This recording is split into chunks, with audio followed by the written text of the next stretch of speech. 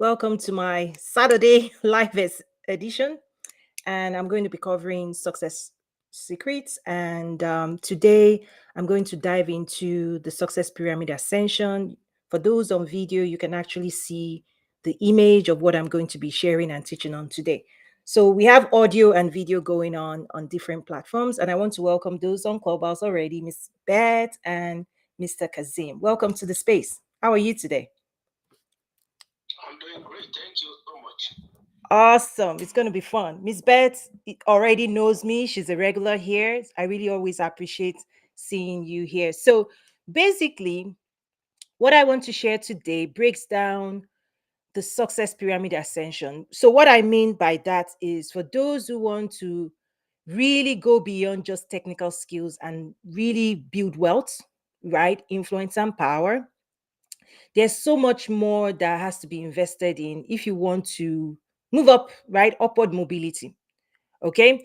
And this also is why my business school and academy is structured in a different way. Not only do I teach and train on technical skills, I'm going to break down a lot of the other things, components that helps us achieve unlimited success. So thank you to those joining. I see people joining on video. Drop your name. Let me know where you're joining from. I know we have a global audience here, so also drop your country, and then let's engage. Feel free to type if you can type, and then those on audio. I see Jad on LinkedIn audio as well. Feel free to come up to the stage. Feel free to engage, and feel free to ask any question through chat or audio. Okay, so my sessions are always interactive. So thank you again for being here. And I'm sure it's going to be a great time. So, any thoughts so far, Miss Beth? Any thoughts? Okay. If not, I'll just go ahead and dive into it. And then I know for those on audio, you may not see the picture. So let me try and describe the presentation. So it's a pyramid, and there are five parts to it. At the lowest base, at the base of the pyramid, is what I call technical skills, abilities, and competencies. And then the next step up that pyramid of success that I designed is what I call mindset ascension, personal development, and interpersonal skills. And then the level three, next step up, is creativity, energetics, and spirituality.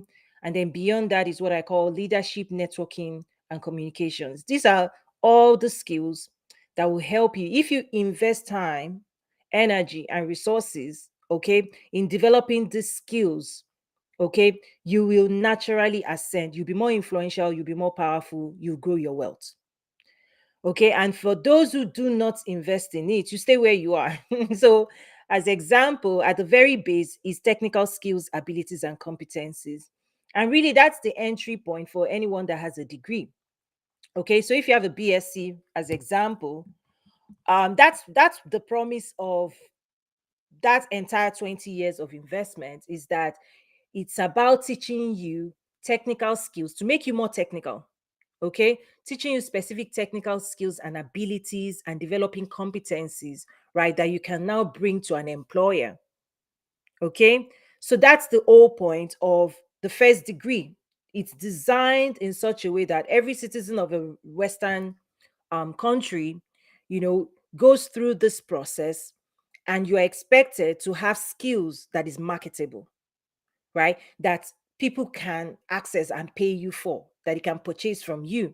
So, in order to have advanced technical skills, engineering, marketing, legal skills, or accounting skills, is that the industries during the industrial era, these were the skills that the industries required and were willing to buy, right, from people.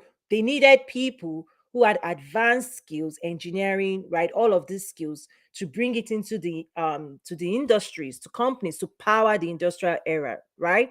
So the entire education system is still currently designed to help people develop technical skills, abilities, and competencies. And really, when it comes to competency, something you can complete, results you can generate and deliver to people, right? And then your ability, you have to train yourself, you have to get skills, you have to develop knowledge, whether as a medical doctor or a nurse, or right, or a lawyer. And what you now find is that That's the base of the pyramid. That's kind of like the basic requirements, right? Anybody that doesn't have skill, marketable skill, or have decided not to invest time to, develop skills, they fall off this pyramid and they go into dependency, right? So the very barest minimum, and when you think about Maslow's hierarchy of need as well, food, clothing, shelter, is that the technical skills, abilities, and competency will help you, okay, in meeting that basic need as well, food, clothing, shelter. Because if that's not the case, then it moves into dependency. But what I find is that the moment you say to yourself, okay, promote me, the moment you desire, okay, upward mobility, whether in your workplace, right, or in your business, the moment you want more than the basics, more than the fundamentals, more than your skill can get you, your technical skill, I mean, right? You start realizing that you're bumping up some challenges. And this is true. When I mentor people, you realize that many times people are not aware. Okay. In fact, they're so perplexed. They will say things like, I've been working here for so long. How come I've not been promoted? I've been working here for so long. How come I've not leveled up? What you soon realize, and not all the time, but I'm generalizing right now, is that if the only thing you're bringing to your employer is your technical skill, they will always put you where technical skill is required, right? What we call frontline workers. When job has to be done, when specific task that is technical has to be completed, who do we need there? We need technical people. Okay. There are non-technical skills that helps you ascend to higher dimensions, C-level suite, right? Executive level, government, all of those things. And if you don't develop non-technical skills that I'm covering today, right, you can only remain in where technical skills are required. Okay? Because trust me, industries need a lot of technical people. You have to know how to generate results, program, do engineering, put things together and create, right? Create things that are powerful. And there's a lot of need for technical knowledge, technical abilities, technical competencies. And so you're always guaranteed a job if you have technical abilities that people want, right? And they want to buy from you. If you meet the minimum criteria, listen, where technical things can be done, great. Now, even beyond that, there are also certain jobs that needs to be done that doesn't need high level technical skills, maybe just basic, right? They might tell you the requirement is just, oh, if you don't even need to have a first degree. There's some jobs like that. Anybody can do it. You don't have to have engineering. You don't have to have invested 20 years or more getting a degree. Now, when you want to go higher beyond technical skills, abilities, and competency, when you now say, oh, I want to become a manager, okay, I want to make more money, I want more influence, I want more power, right? Now you have to invest in developing this software, what we call non-technical skills. They are I'll consider them technical, but within the context of how academics is structured today, I'll just say they are non-technical. Okay. So you now have to develop for yourself incredible skills that will help you ascend. So let me stop there. Mr. Kazim, any thoughts, reaction to what I just shared? I want this to be interactive. What's coming up in your mind right now? Any thoughts? Go ahead and mute. I know sometimes these apps behave funny, but if you want to speak, please go ahead and it's your time. Actually, I'm in between work right now, but I'm listening, and yeah, I think I can resonate with majority of the stuff that you're talking about. Basically the technical field that you can be in, and that will constantly um, giving you an edge to get a job. But um, like you also said, there are some areas of work which is like the managerial that you necessarily don't have to to have a technical skills to say, because more or less you are managing people. I'm taking myself as an example. My background is in engineering, and the company I'm working with, it's almost about 20 years now. I work my way from the bottom to where I am, and you know, it got to a point that the technical skill is kind of a mundane. You basically same thing in and out. But I push myself further to like up the ladder from the company that I work for. In the position of manager now, I don't really actually have to go there. I instruct people. I tell them what to do. So that comes with experience and comes with the ability to want to achieve more. You want to grow. Many a times, we are comfortable with where you are, and it's sweet when you are comfortable, because the fear of unknown, the fear of what is out there. And I'm actually talking from example, because I remember I said to myself, I don't want to advance, just stay where I am, do what I have to. I know, but it got to a point in time, and I look at it, I say, you know what, I just have to. It's not easy. You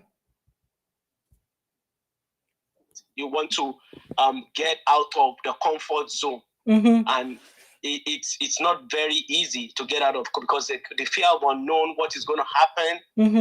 But when I take that leap of faith and I look back, I never regret doing that. So I can identify with majority of the things that you are talking about.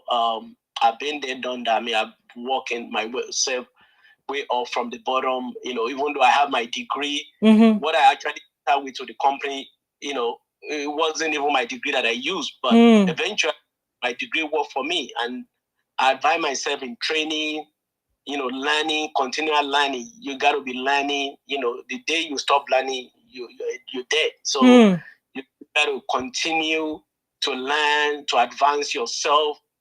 And one of the things that I also realized is that I remember, I think it was Jim Rohn in one of his books that I read, a motivational speaker.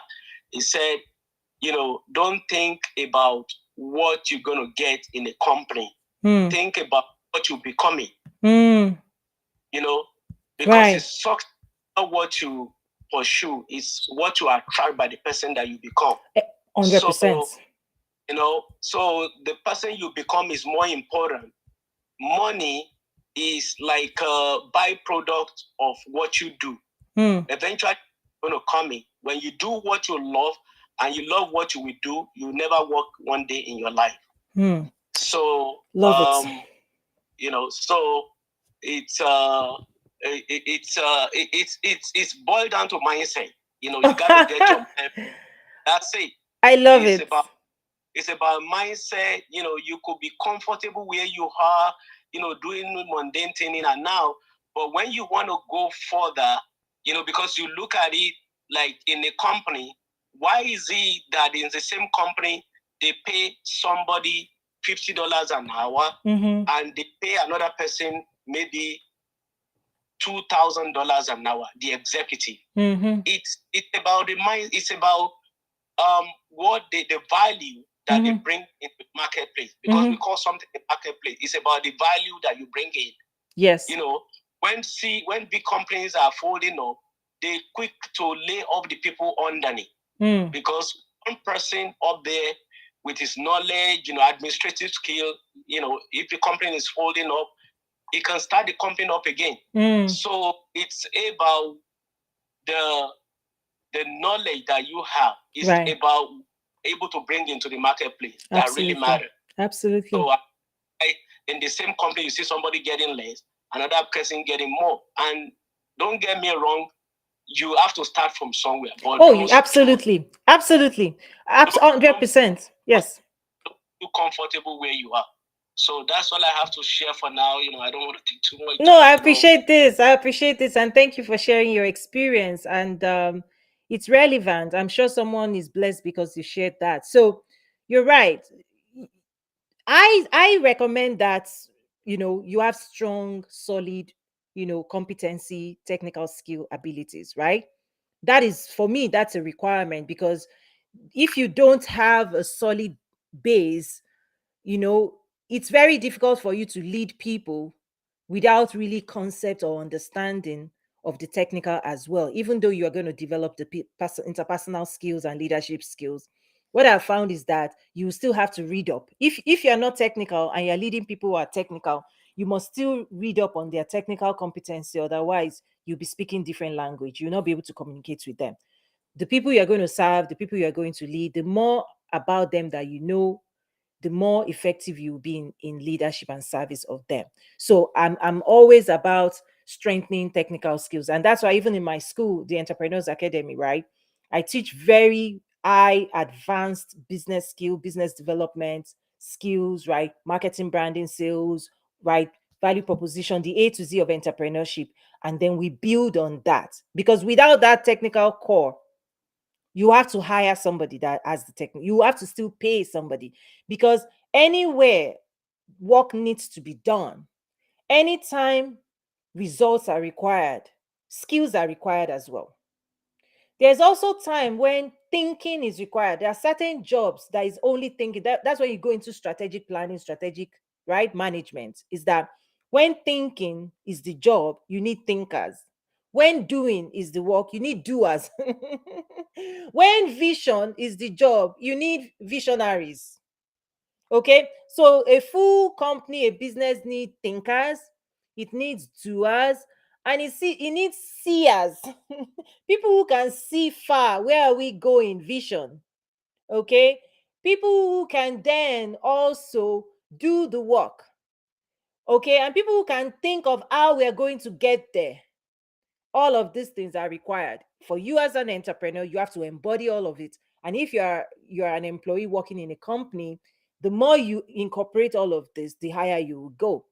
So many people are just doers, and nothing wrong with them. You'll be rewarded at the level at which you can contribute, and your skill determines, right, your contribution into the marketplace, and your contribution is what is being valued and determines and drives your salary and your pay, right? So you're right. At the base, again, technical skill, abilities, competency. Unfortunately, most people stop there. And this is when I talk about self sabotage. And one of the things, the way you break out from the base, you said mindset. In my pyramid, that's the next level. I call it mindset ascension. There's a mindset ascension program in my school, because when you want to go from employee mindset to entrepreneur's mindset, I covered this in my book, Mindset of an Entrepreneur: Strategy, Skills, and Mindset for Achieving Business Growth and Success. Anytime you want to go from one level to the other, the first thing you have to disrupt is how you think, right? Metacognition, thinking about how you think, self awareness. So, in a way, you gave your example, Mr. Kazim. You were saying to yourself, you don't want more, you don't want more. But until you disrupted that thinking, right? Because that old thinking kept you down. But when you want to go up, right, you actually have to disrupt thinking, because thinking is actually what determines, right, how fast you're going to move up the ladder, right? It determines your hunger. When I say ascension, if you don't feel like climbing Kilimanjaro, you won't go up. You will stay at the base. So until you think about getting more, until you desire more, nobody really pursues more, because the easiest thing you can do is to do nothing. So actually, the cost of inaction is that you stay where you are, and then everybody passes you by. Before you know it, the same people you enter the company with, right? 20 years after, maybe they are now CEO, and we came to the company the same exact day. It means that person was more hungry. That person did so much more than you. Okay, so absolutely, once you decide that you want more than technical, because most people, this is what I've seen in the world, just my own personal experience. Most people, they carry this energy of they've arrived, they've achieved, purely even at the technical skill, ability, competency level.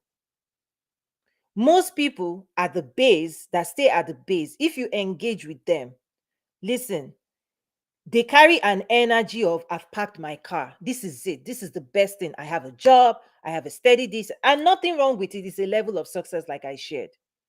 However, they expose themselves to massive amount of disruption that they cannot control.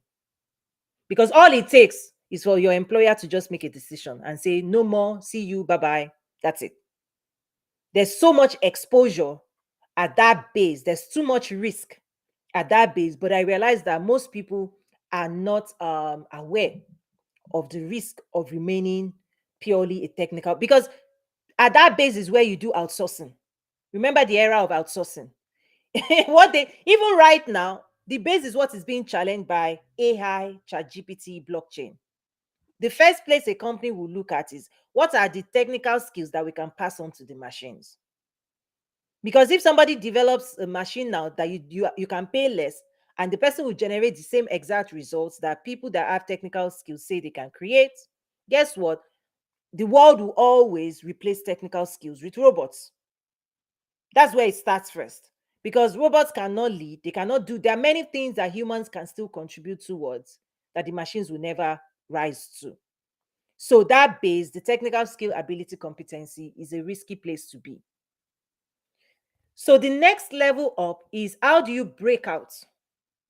Right? Because this is where we start talking about coaching, mentorship, investment. Whenever we say invest in yourself, enroll in my school, enroll in my academy, most people I see at that base, they actually they don't understand. Most people cannot, they don't see the top. They don't know. Nobody has told them that there is life beyond a first degree, that there is life beyond technical skills, that there is something, there is more success possible for you in life, more influence, more power, more wealth beyond what your technical skills can get you. So a lot of times, whenever we say invest in yourself, attend coaching, personal development, right program, develop this skill, go for this event, attend my classes, enroll here, do this, most people do not see the value of all these other things, right? And this is where you start seeing that the pyramid, the volume of people that get to the top are small, because most people cannot see it. Most people are not investing in it. And so most people do not arrive at the top. And it's not that we all cannot arrive, it's that most people settle because every step of the way requires more investment, not less. Right? I always say that your wealth, there was a session I held last week in my school. I said, unlock the millionaire in you. You carry wealth. However, if you don't unlock it, if you don't break it out, if you don't invest in it, it's still at a dormant level, because your first degree is all that you can contribute to the society. So if you want to contribute more and you want the society to also contribute more wealth to you, you actually have to invest more in yourself. You have to develop. So what are those things you need to develop and invest in? So mindset is one of them. Thinking about what you're thinking about, because your thinking, your thoughts keep you, they hold you bound. They hold you limited. Oh, people will say they don't have this, they don't have that. They are thinking where people blame everybody. Oh, it's the government, it's this. Because people who have technical skills, abilities, right? There's this level of even pride and arrogance tied at that level for people who haven't done this work. There's a lot of pride, arrogance at that base level where I'm good. I'm an engineer. I'm very, very good. And you will see a lot of narrative of blame. Oh, don't, never mind my boss. My boss is this, my boss is that. Like, people at that base, they hold on to their own skills, okay? And then they tend to complain about everything that they can't get, that people are taking away from them, people are not giving them. That's where it lands there. But the day you want to ascend, you now have to change your thinking. You have to look in the mirror and start holding yourself accountable. Now you have to apply time management. Now you have to develop your own, right, personal development, meaning your own behavior, right? So mindset ascension, how you're thinking, you've got to change it, you've got to elevate it to abundance, champion mindset, to I can do, right? The can do attitude, right? There's more for me, sense of possibility, sense of belief. You've got to move from the limited mindset to abundance mindset. Okay, because many times people are limited to what I can do. You now need to say, what can we do together? You also have to work on personal development. Your behavior matters to your success. Your behavior matters to how far you're going to ascend. Yes, behavior matters, and thinking influences feeling, influences, right, behavior. So most of the time, people with technical skills, abilities, and competencies, most of the time your employer doesn't invest too much in you around personal development. They will continue to, you know, help you sharpen your technical skills. They will take you to conferences, technical conferences, this conference, that conference. They will pay for technical conferences because they need you to perform higher productivity. Your productivity is measured at the technical level. But once you start going into management, leadership, the type of training your company will be investing in will sound different. I have one here that says leading leaders, Carnegie, whatever, that I when I was Walmart at the headquarters, right? Now you say leading leader. It's right there. Leading leaders. It's no longer just you leading. Now you have to lead and cultivate and culture and raise other leaders. But when I was at the technical analyst level, listen, they will pay for SAP certification, technical certification. But once you move into management, listen, they will now take you through a different type of training. So whether you are an entrepreneur or you are, right, you have to do this for yourself, especially if you're an entrepreneur. I primarily engage with entrepreneurs, right? If you're in a company, I just explained to you that your company would either invest in you, right? And now, if you're an executive, guess what? For those who are not in executive, let me break it to you. Companies pay for coaches for their executives. Do you know that? But if you're not there, you won't know. The same company that sent you to a conference to sharpen your technical skill will send the executives and will pay personal coaching, one-on-one executive level coaching for their executives, because performance at that level is different. They will pay for communications, speaking. They will surround the executives with all the resources, because you are not allowed to fail. Failure is not acceptable. People don't know. If you are not there, you don't know. I sit on the board of a company, and trust me, we are constantly exploring how can we serve the executive, how can we help the executive develop their executive level skills, not technical, executive level skills. Okay, so at the technical level, most people at the technical level will actually wash down all these other things because they don't value it. They only value their technical skills. They don't understand the power of all of these things. So the next level is, if you want to move beyond technical skills, you have to disrupt your thinking. You have to disrupt your thinking, and then you have to also, right, when it comes to personal development, your behavior, right, your actions. And then the third thing at that next level is interpersonal skills. It's not just what I can do, right? Because a lot of times people that are technical, they think like, I'm indispensable, this. Trust me, once you want to break out, you have to know that you are dispensable. However, what strengthens you is your ability to collaborate with other people. Right. Once you want to ascend, you now have to start thinking about collaboration, like working with other people to achieve greater results beyond your own personal results. So that is required. You have to start thinking in terms of what other people are contributing to your company, right? That is important. You also have to start validating the skills and strengths of other people, not just, right? Because many people, when they start off, you can only see your own strength and you see the weakness of other people. Well, when you want to move into the next level, you actually have to focus on the strengths of other people and seeing how you can unlock more productivity in them, right? How you can collaborate with them, how you can work with them, how you can achieve greater results. Most people at that base level, they don't think like that. Now, after you worked on mindset, and there are programs in my school, personal development, there are programs in my school, interpersonal skills, I talk about relationship a lot. Guess what now you have to work on next if you want to break to the next dimension? We always say next level, next level, next level. I'm giving you the secret now.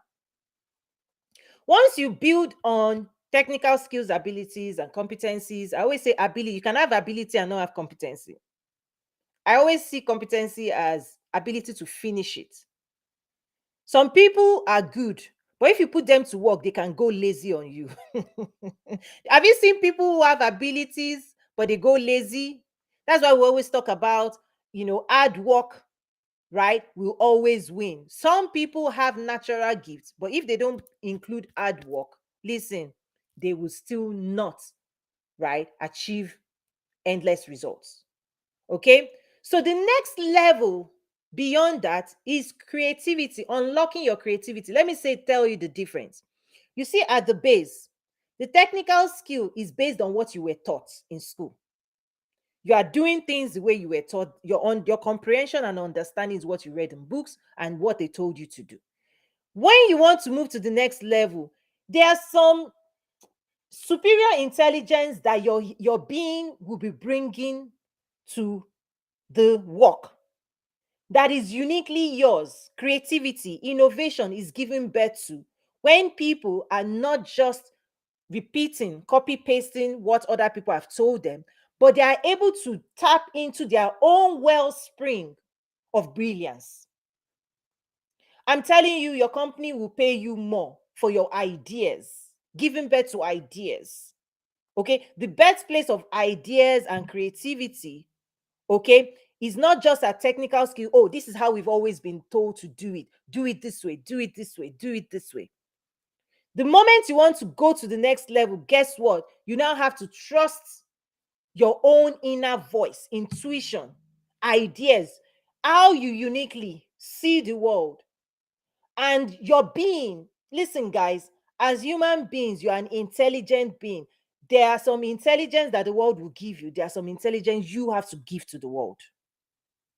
You were born here, you were brought to planet Earth with some superior ideas that only you carry, and it's you have to give birth to it.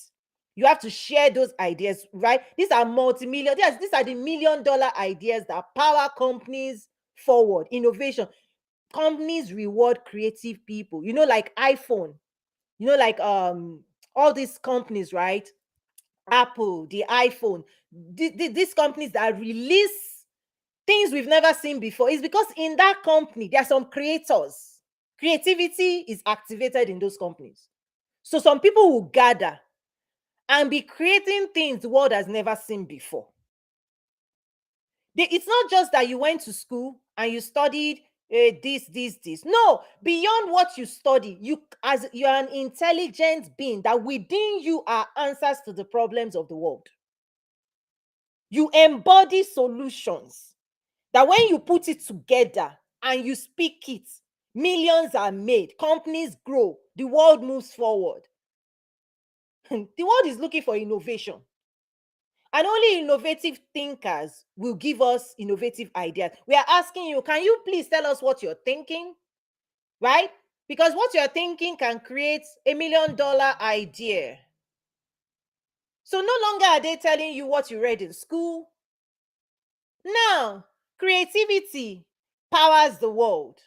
That's why business development sits there. Where you sleep, you wake up and you have an idea. And you go, you know what? Let me test my idea out. Let me invest time, energy, and resources and see if this idea can make it. Listen, you are currently experiencing this pyramid. There was an idea in my mind and I mapped it out. I drew it. I put all the drawings together. Now I'm sharing my idea and my concept with the world. And guess what? You enjoy it. It will make your life better. Creativity is superior because that's where creation happens. Creation of new things we've never seen before. The Bright Brothers, right? All these genius things that advances and moves the world forward. It happens at that level. It's not just what they taught you in school. No, you give birth to it because you've activated your thinking, you've disciplined yourself, you are more aware. And when you do that work, ideas will start flowing within you. But if you've closed your mind out and you carry negativity, all these things, you can't think, because creativity only blooms in the heart that has peace and calm and rest. When people have chaos, confusion, oh, this, you can't create. It's tough to create. That's why before you can create, you have to settle your heart, settle your mind, get in control, get back in the driver's seat of your life, activate your energy, get clear with where you're going. And trust me, once you activate those things, new ideas will be like you start dreaming of ideas. Right? So the world rewards creative people more than technical people. Let me stop there. I know I've Chisholm, come up. Oh my goodness, I got carried away. Come up, come up, come up. Mr. Kazim, do you want to say anything? I know I've said a lot. I just took a No, pause there. Chisholm, how are you? I'm doing very well, Coach Tony, and I also see Kazim here. So I walk in as always, and I'm also listening in because I noticed you were on and it was live, and I love to listen. I have a radio playing, and I'm enjoying what you're saying, and I totally get what you said as far as creativity, which is absolutely true. And that's what I find that growing up and what we notice, that's what we kill off in kids. We tell them, no, that's too grand. No, you can't do this. You're too young. You're too old. I'm like, there's never a good time where you can do something. So when you make up your mind to do things, just go ahead and do it. And being consciously aware of how I speak to the little ones now, when they come up with a big idea, I'm like, okay, let's see, try it out. Because I recognize what, when you mentioned the nature nurture, growing up, and then it's a different culture growing up in Nigeria and all that. So I'm keenly aware of that now. No, okay. By the way, I'm looking forward to our session, but can you just give me a little tip of, your transformation? What's going on? I'm curious. I was actually thinking about you before your email too. This is what, because with the program, that it's not just 10 weeks, I'm really taking my time to chew, digest, and walk, because you can't just rush through this. You have to take your time. And the questions you ask on the workbook, versus one, for me at least, it has made me slow down to really think. And it's much more enlightening, and clarity is what I've gotten so far right now with what I've done, as far as knowing who your target audience is, who are you solving a problem for, and all that. So it's still a journey. Yeah. It's still a journey, but I'm getting there, and I'm truly loving and enjoying the process, because once one gets it, and that's what you say, is once you get that, once you understand the concept and you understand the structure, it's not just do this, do that, but the big idea, this is why you're doing this, this is why you have to do this first, and this is the next step you have to take. And that's what I'm really getting out of the program. I always say that what we need is instruction, right? Direction, guidance, support. Like, that's why I don't know if you read me say lately, useful and useless information, right? The useful, I always say, like, the mind is an organ, is a digestive organ in a way, just like the physical body. People tell us to eat good food, so that we can find nutrition. But remember, digestive system also separates, you know what's nutritious, it extracts it, and the rest it dismisses it. The human mind is the same. Is that unfortunately people are consuming massive amounts of stuff that the mind cannot use to give direction, right, and guidance. So people now are lost, people are confused, people don't even know what's up. And we continue to consume, right? The world now is filled with massive amounts of content. And the solution is not content. What you need is instruction, guidance, direction. That's what our mind, not even you, your mind, once you expose your mind to things that are instructional, directional, that guide you. Listen, you are unstoppable. You will arrive. This is what happens when we're going to a destination. We print a map. All you have to do is just follow. Step, turn right, turn left. And that's how I've designed my program in my school. It's a no-brainer. Step by step, step by step. And what happens on the other side is transformation. You arrive and transformation. So let me ask just a funny question. Has anybody told you you've changed yet? Chisholm, has anybody? I don't know. I'm not waiting for anyone to tell me because I know it's going to come. But I am experiencing that change for myself, and I'm being intentional as to because I've been through quite a bit. Yeah. So I'm really just taking my thing step by step, but it's there. I know it's there, but I'm not waiting because it's going to happen. Yeah, but I'm not exactly. waiting for anyone to tell me that yet. Awesome. Also, I love that answer. In fact, it's also because these programs connect us back to ourselves. Because here's what usually happens before this program, people, most of us, we are oriented towards serving external. What do people think? What do they say? What do they feel? And we orient ourselves and we're trying to, be in control of other people. We want to make them happy. And in a way, we're in the tornado of other people's energy. Once this work starts, which is why I said I love your answer, you will turn inward. You will not even have time. You won't be able to give energy to all these other things. And now you can prioritize your own inner peace. And you start cultivating, you'll be doing all this internal work that you'll be so happy with yourself and you could care less what other people think. So so your answer is on point. It's so on point, is that inner work that we do privately eventually will show forth externally, but at least we've experienced our peace of mind. The biggest thing is the peace, the self-respect, the control, the calm, the right. Like, so many things happen inside when you're building a business and you do this work in my school. It's life changing for me, right? It's completely life changing. So what you just said is so on point. It's like, listen, I'm doing this for me. I don't even if other people do not say something, right? So I appreciate that transparency and honesty as well. Okay, Mr. Kazim, do you want to say anything before I keep going on the presentation today? I know you said you were, but I want to give you time. Yeah. Yeah, sure. I just resonate with what Chisholm said in terms of a lot of times the background of where we grew up. Coincidentally, myself from Nigeria originally, and kind of self-limitation that's been built into us Wait. Please, sir.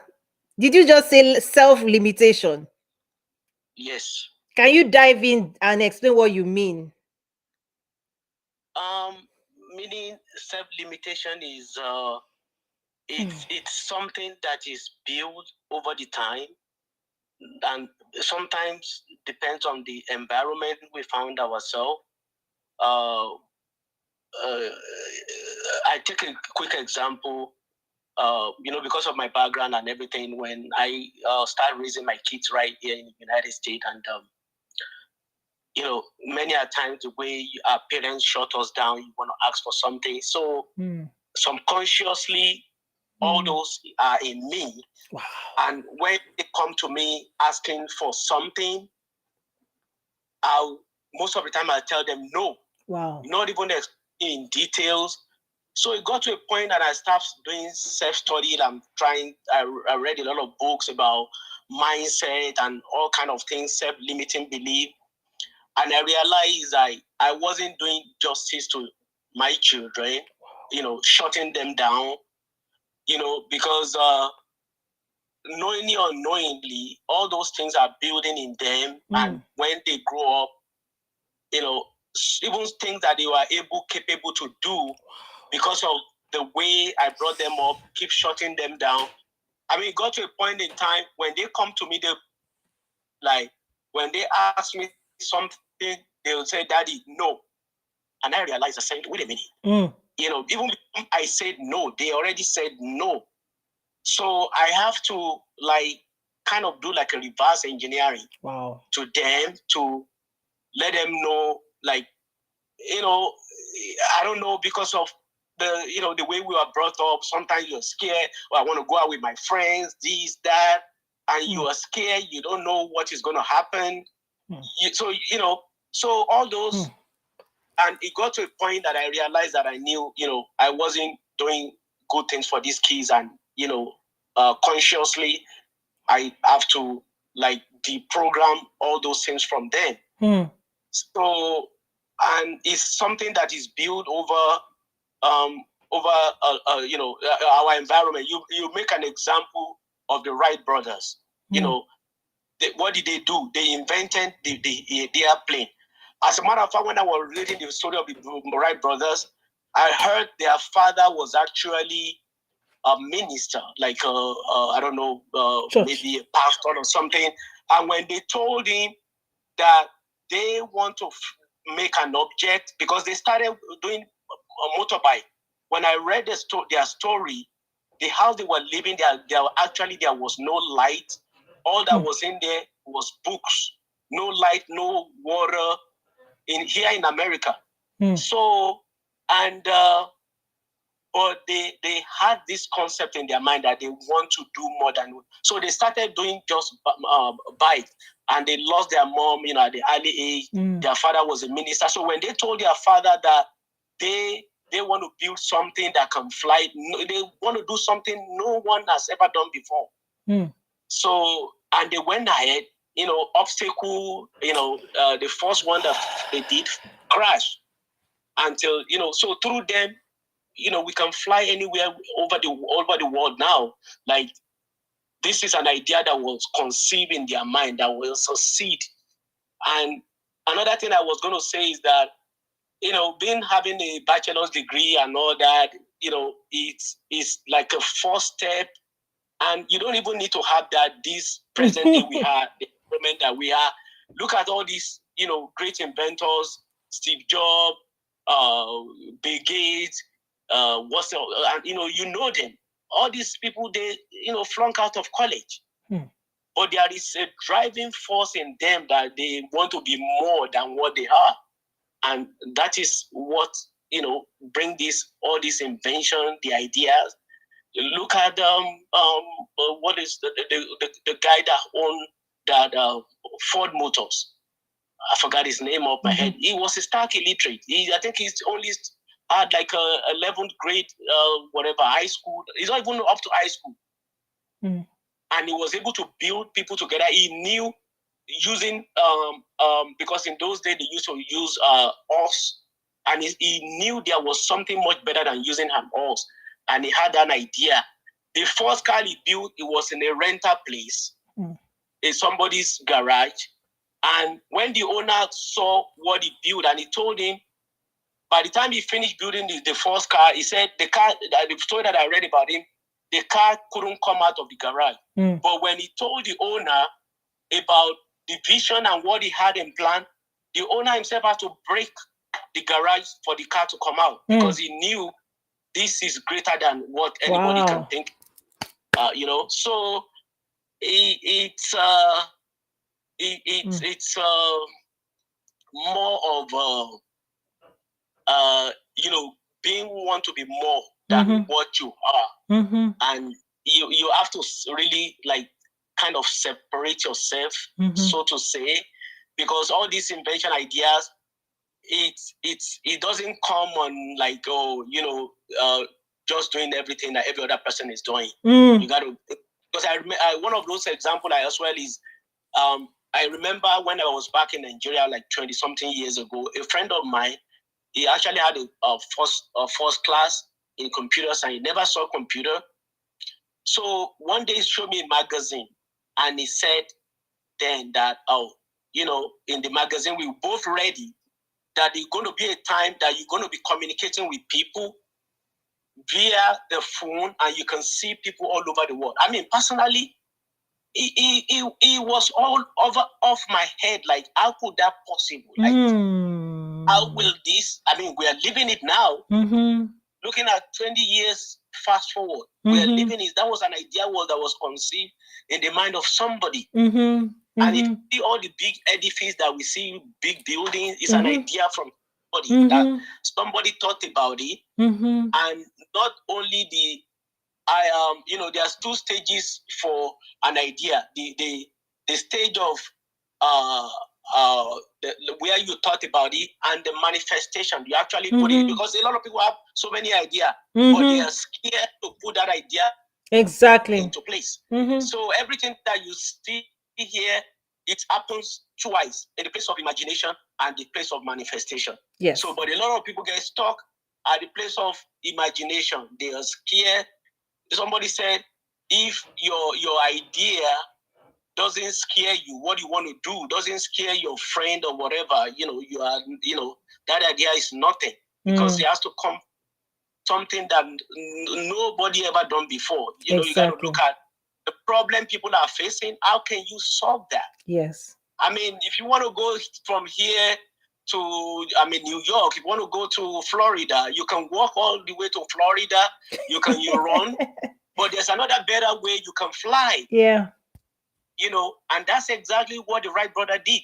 Was an idea with them that, you can have your breakfast in New York and have your dinner in Nigeria or whatever, So yeah, I love this is so inspiring, because this third phase, there are three things: creativity, energetic, spirituality. And in my school, and this is the birthplace of entrepreneurship actually, right, is that there's a program I actually designed, and Miss Chisholm, she would have seen the picture in the academy before. I call it the creator method.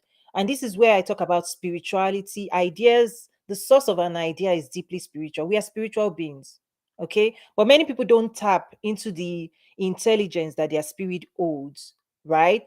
And a lot of it, mindset locks you up. There's also, when I talk about energetics, there's positive energy, there's negative energy. There are specific energies you must embody. And when I say energy, just think about emotion. Emotion, the definition of emotion is energy in motion. Okay. So the human emotion, okay, there are negative emotions, there are positive emotions. There are specific emotion you must embody that will allow you to create. There are specific emotion that if you embody it, you cannot create, which is what you were saying. If you don't believe, Bible says all things are possible to them that believe. Listen, your own lack of belief stops you from creating. Because, like in the creator method, I actually teach that the ideas as they are coming to you, okay? I've thought about, let me just quickly give an overview, right? But generally speaking, ideas hold possibilities of your tomorrow. It's kind of like optional. Ideas are optionals because we all carry many, many, many, many types of ideas: big ideas, small ideas, connected ideas. Like it's like a jigsaw puzzle. One big idea may have in it multiple ideas that you now have to puzzle together. But the first thing that has to happen before we even go into manifestation, the first journey is you must receive the idea. And receiving an idea happens in our hearts. If your heart is chaotic, meaning you are distracted, your heart is here, you are there, you are scrolling on social media, you are thinking about other people's life, you're not thinking enough about your future, you are not quiet with yourself, because creativity is a private, quiet exercise. So people who do not quiet themselves, who do not do personal, you know, there are different, some people say meditation, all of those things. But as a believer, there's a place where you just quiet yourself, whether in the middle of the night or early morning or when you are jogging, or some people may be showering, where any atmosphere you have to put your spirit and your mind in that opens you up to receive spirit ideas. You've got to find those things. Some people do it in the shower, some people when they are taking a walk, some people when they are running, some people when they are quiet on their bed with a pen, journaling, whatever it is. Some people do whatever that process. If you're going to be creative, you need to know what that is, what that looks like for you. The place and time and position, at position that opens you up to receive new concepts. And when those things come, many people that have not done this work will kill it at conception. It's like a baby. Some people abort it at conception with, it's not possible, I don't have this, I don't have that, so they reject it. And when you purge your idea, listen, it's where Bible talks about the parable of the sower. The seed, the word comes in, but cares of life choke it away. It chokes it. But those things every day, more ideas, more ideas, more ideas, right? So once you receive an idea, the way you receive an idea is that you say, I want it. I want this possibility. Because the same idea that came at you could have also been spread to 5 other people. That's why some people will be creating the business, some people will not be. 5 years later, people haven't given birth to their idea. So in the creator method in my school, toyinyumesivi.academy, I also support entrepreneurs with creativity, energetic, spirituality, understanding, so that you can open your life force in a way. When I use words like channeling, like in those of us that are Christians that actually ought to be building the best businesses in the world. Again, mindsets, stories, limited belief, whatever has been circulating in your circles, you don't understand that God said, be fruitful, multiply, replenish the earth, subdue it, right? On and on. People don't understand that part of this creative life force is you practicing the blessing that God put on your life. That you are here, that you actually embody, that you are a channel to create solution, to serve the world with ideas and your brilliance. So many people never get to this level. Beth, do you want to say something? Goodness. Go on, please. Yes, I am listening. And Kazim, you said something earlier. Hopefully, I'm pronouncing your name correctly. Which we have heard, right, in the business world multiple times, that if it doesn't scare you, it's not worth it. And that stems back to me to the one thing God gave all of us. Well, most of us, I won't say all of us, but the opportunity to have children, right? And we don't know what we're doing. Scariest thing you're ever going to do in your life, if you have a child or a niece or nephew or whoever, they give you a child to take care of, babysit. You're sitting there like, oh my God, that little thing is like breathing and how am I going to get through this? But you focus. The whole idea is that you focus on it. And I love when I hear people use that analogy of if it doesn't scare you, it's going to break you because it's not scary enough. I love that because you don't focus until it's so scary that you might be able to lose control. But yeah, I'm listening. I'm still here. Thank you for being here. You just said something about focus. Where we focus on is where we are going, right? Yesterday I was listening to someone. They were talking more about Ali Davidson, how to ride a bike, and I never heard it before. He was talking about if you're riding a bike, be careful, because wherever your eyes is, if you focus on a tree, you will soon smash into the tree. If you look at the ground, very soon and he was just explaining that you have to look beyond. For you to drive a motorbike successfully, you actually have to set your gaze ahead, because wherever your eyes go, that vehicle, that motorcycle goes with you. And this is true in life, is that whatever you focus on, you will soon end up there.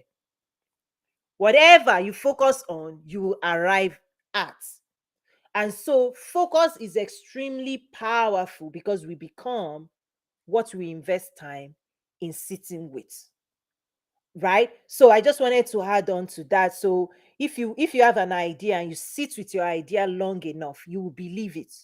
If you desire it long enough, you become it, because now you're surrendering yourself, right, to give birth to that idea. Now you are taking responsibility for being the one that will invest time, energy, and resources to manifest and give birth to that idea, to produce that idea, right? To create the reality of that idea. Because the idea itself is just a promise of what's possible, right? So to the Wright brothers, their idea is a sense of possibility. If what we see, or if what we saw in our imagination, if it were possible, what would this mean to the world? What would it mean to the world? What would it mean to people? And if you say, wow, the world needs it, the world needs it, and then you say, you know what? I want to give birth to it for the world. And I know this, again, this is why I'm saying this is the best place of entrepreneurship, because the reward of your creativity, of investing in an idea to produce it, this is what the world now rewards you for. So, for example, the Entrepreneurs Academy, right? It was an idea. right? That when you think about the traditional education system, it produces employees, right? 20 years employees. And when you now decide, if God speaks to you and you now say, you know what, you want to venture into entrepreneurship, where do you go to become an entrepreneur? Right? To study. And guess what? People will say fail fast. That's the best people tell you. And I said, no, learn fast. There's a place for you to learn the ABCD of entrepreneurship so that you don't fail. You know, people, it's like, you know, people telling you to swim fast and they didn't tell you to learn how to swim. So it was an idea, it was a concept. And today, people are experiencing it, like Miss Chisholm. She's experiencing that countless people that they are gift. In fact, they've attended entrepreneurship on their own before. But now they can just even study in peace, not in turmoil, not in stress, not in chaos. You can just calm down, follow step by step, and learn how to become an entrepreneur. The skills, because I say it's not rocket science, just the same way somebody can teach you to be an engineer or a rocket scientist or a pilot. You can be taught, and I've proven it, and it's working. And we are producing entrepreneurs that now understand and they are not confused anymore. They are now equipped and developing skills, and they are designing their brands and all of those things because it's a 360 development program. So that's me practicing my own creativity to say we can have an idea to give back to a school, to an academy. After all these things you are seeing, the Harvards of the world, the Carnegie Mellon of the world, right? They were all ideas of the founder, guys. They existed in the minds of the founder to create spaces for higher learning and higher education. Most of them just missed what I'm saying right now. Wealth creation education. How to be an entrepreneur. World class, how to build a world class business. How to build you to become that person that can do this work. So, yes, all the institutions, you see, in fact, one of the things I say is that institutions exist to bring order to chaos. Institutions exist to bring order to chaos. Whenever you see any chaotic space, chaotic attempt, and entrepreneurship is a chaotic landscape. The startup ecosystem is messy, extremely messy, bloody, like it's messy. You attempt at building a business by yourself. That's when you stick your finger into it, it burns a lot of people. So institutions, people who build institutions, right, we streamline. It's like banking. A bank is an institution that streamlines access to finance. Otherwise, if you want to buy your house, then you have to go and be begging, which would be what people used to do before the banking institution was established. You have to be borrowing, begging everybody everywhere. And here comes brilliant people coming together and say, you know what? We could pull together resources and then lend it to people, right? Institutions bring order to chaos. There are many chaotic things in the world. If you can create and bring order and bring a process, you can create an institution around it. If you can solve anything that is chaotic today, that is messy, you know, Mr. Kazim was talking about the Ford or motor company, all those things, right? Before it was messy, you have to get a horse, you have to clean the poop of the horse, you have to brush the horse. Do you know how many things you have to do for your horse to you feed it you feed it this, right? He probably in his mind knew that so this could be better. This could be better. This is messy right now. So that's one of the brilliant things. This is where entrepreneurship sits in, that creativity, energetic spirituality space. Listen, anybody that hasn't tapped into the spiritual side of themselves cannot create. Because the spiritual side of you is where belief sits. The concept of belief, the concept of risk-taking, the concept of faith. Faith in that idea, faith that you are the right person, faith that it would be, faith that you have the audacity to say yes and champion an idea. It's a spiritual concept. The people who commit to bringing into reality their imagination, it's a spiritual practice. To bring into the physical realm what you saw in your mind and to ask people to participate in your creativity, to invest in it, to support it. Listen, this is not technical abilities, competency. This is a spiritual dynamic. You sit in the spiritual realm. Those who are actors, musicians, those who produce music, anybody that creates something into the world, whether you're an artist, whether you're into pottery, whether you're a painter, whether you're an architect, this is a principle of you see something in your mind, you hold it long enough, you believe it, and you commit to say, you know what, write the vision, make it plain, that he who reads it will run, that there will be execution. Most people do not arrive at this height, because I say entrepreneurship is the highest, fullest expression of human creativity and productivity. This is where entrepreneurship sits. So if you are still sitting, oh, I have this degree, I have that degree, fantastic, get a job. That's what it was made for. But the day you say you want to be an entrepreneur, now you are tapping into something. There's an idea, there's something inside of you that is crying for expression, and now you have to say yes to it. Many people do not say yes to it because it's risky. But there's a practice. That's why I teach my entrepreneurs to sit with themselves and say, listen, this is what's about to happen to you. This is, it's like, I know Miss Beth was talking about pregnancy and all of those things. The more informed you are about the pregnancy process, the more you can rest and you'll not be stressed. The less you know, you'll not be aware. You'll be like, what happened to me? My leg, my this, my that, right? So even the betting of an entrepreneur, that's why I created all these programs, that the breaking, the mindset shift, the adjustment, the transformation you have to go through. I always say the lion in the zoo versus the lion in the wild. Your DNA, right? The dormant skills, you've got to bring it back alive. The things you didn't use in the zoo because they only were paying you for performance. Now, if you're in the jungle, you don't chase dinner, there's no dinner. You don't chase breakfast, there's no breakfast. You don't chase lunch, right? So you have to activate hunger within you. It's a spiritual concept. And so I know not everybody has awakened this side of them. They have ideas. They've not received it. They've not believed in it. They've not invested in it. Okay. They've not channeled their energy, because that idea, okay, needs focus. And everything you focus on, that's where your energy, attention is going. So many people, their focus is on something else. And so all their ideas, their business idea is on the back burner. If you don't prioritize this work, you will not create. If you don't prioritize creativity, you cannot create. There's no magic in this space. People who believe in magic, there's no magic. Okay? Your energy, your time, your resources is what that idea is going to ask for. In fact, it will not just need your own time. It will tell you to go and borrow other people's time. It will not just take all your own resources. It will ask you to collect more other people's resources. That idea, for it to manifest, needs focus, energy, time, attention. It eats up resources. It's like a seed. When you plant it, it's not over. Now you have to water it. Now you have to fertilize it. Now you have to weed it. Now you have to pray for rain. Now you have to listen. That idea, the moment you say yes to an idea, creativity requires us to invest until we see it mature. And many people abandon this process without maturity. They abort the process. They do.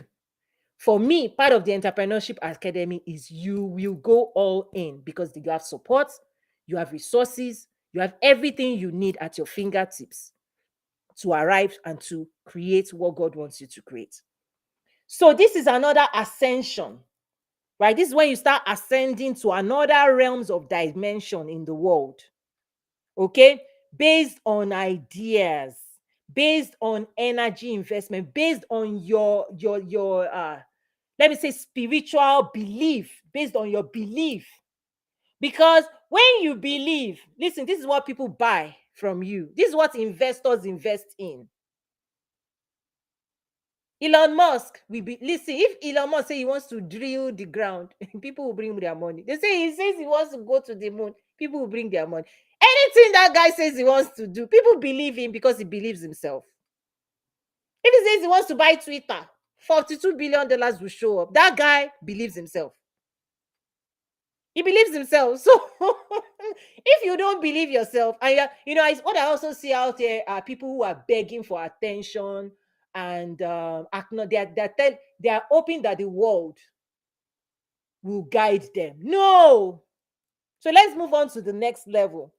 Okay, for those who are seeing the picture, the image, and I'll put this back in the academy when this is over. But the next level beyond creativity, energetic spirituality, now you start moving into leadership, networking, and communication. Because not everybody that has idea knows how to network their way to get investors. Not everybody that gives birth to a company develops their leadership ability and sales principle to actually lead the world into the future. They are multi-dimensional skill. Not only is Elon Musk brilliant in creating, there are many engineers creating we don't know, right? That are creative. But there's another layer. The reason we actually know Elon Musk is that he's leading us.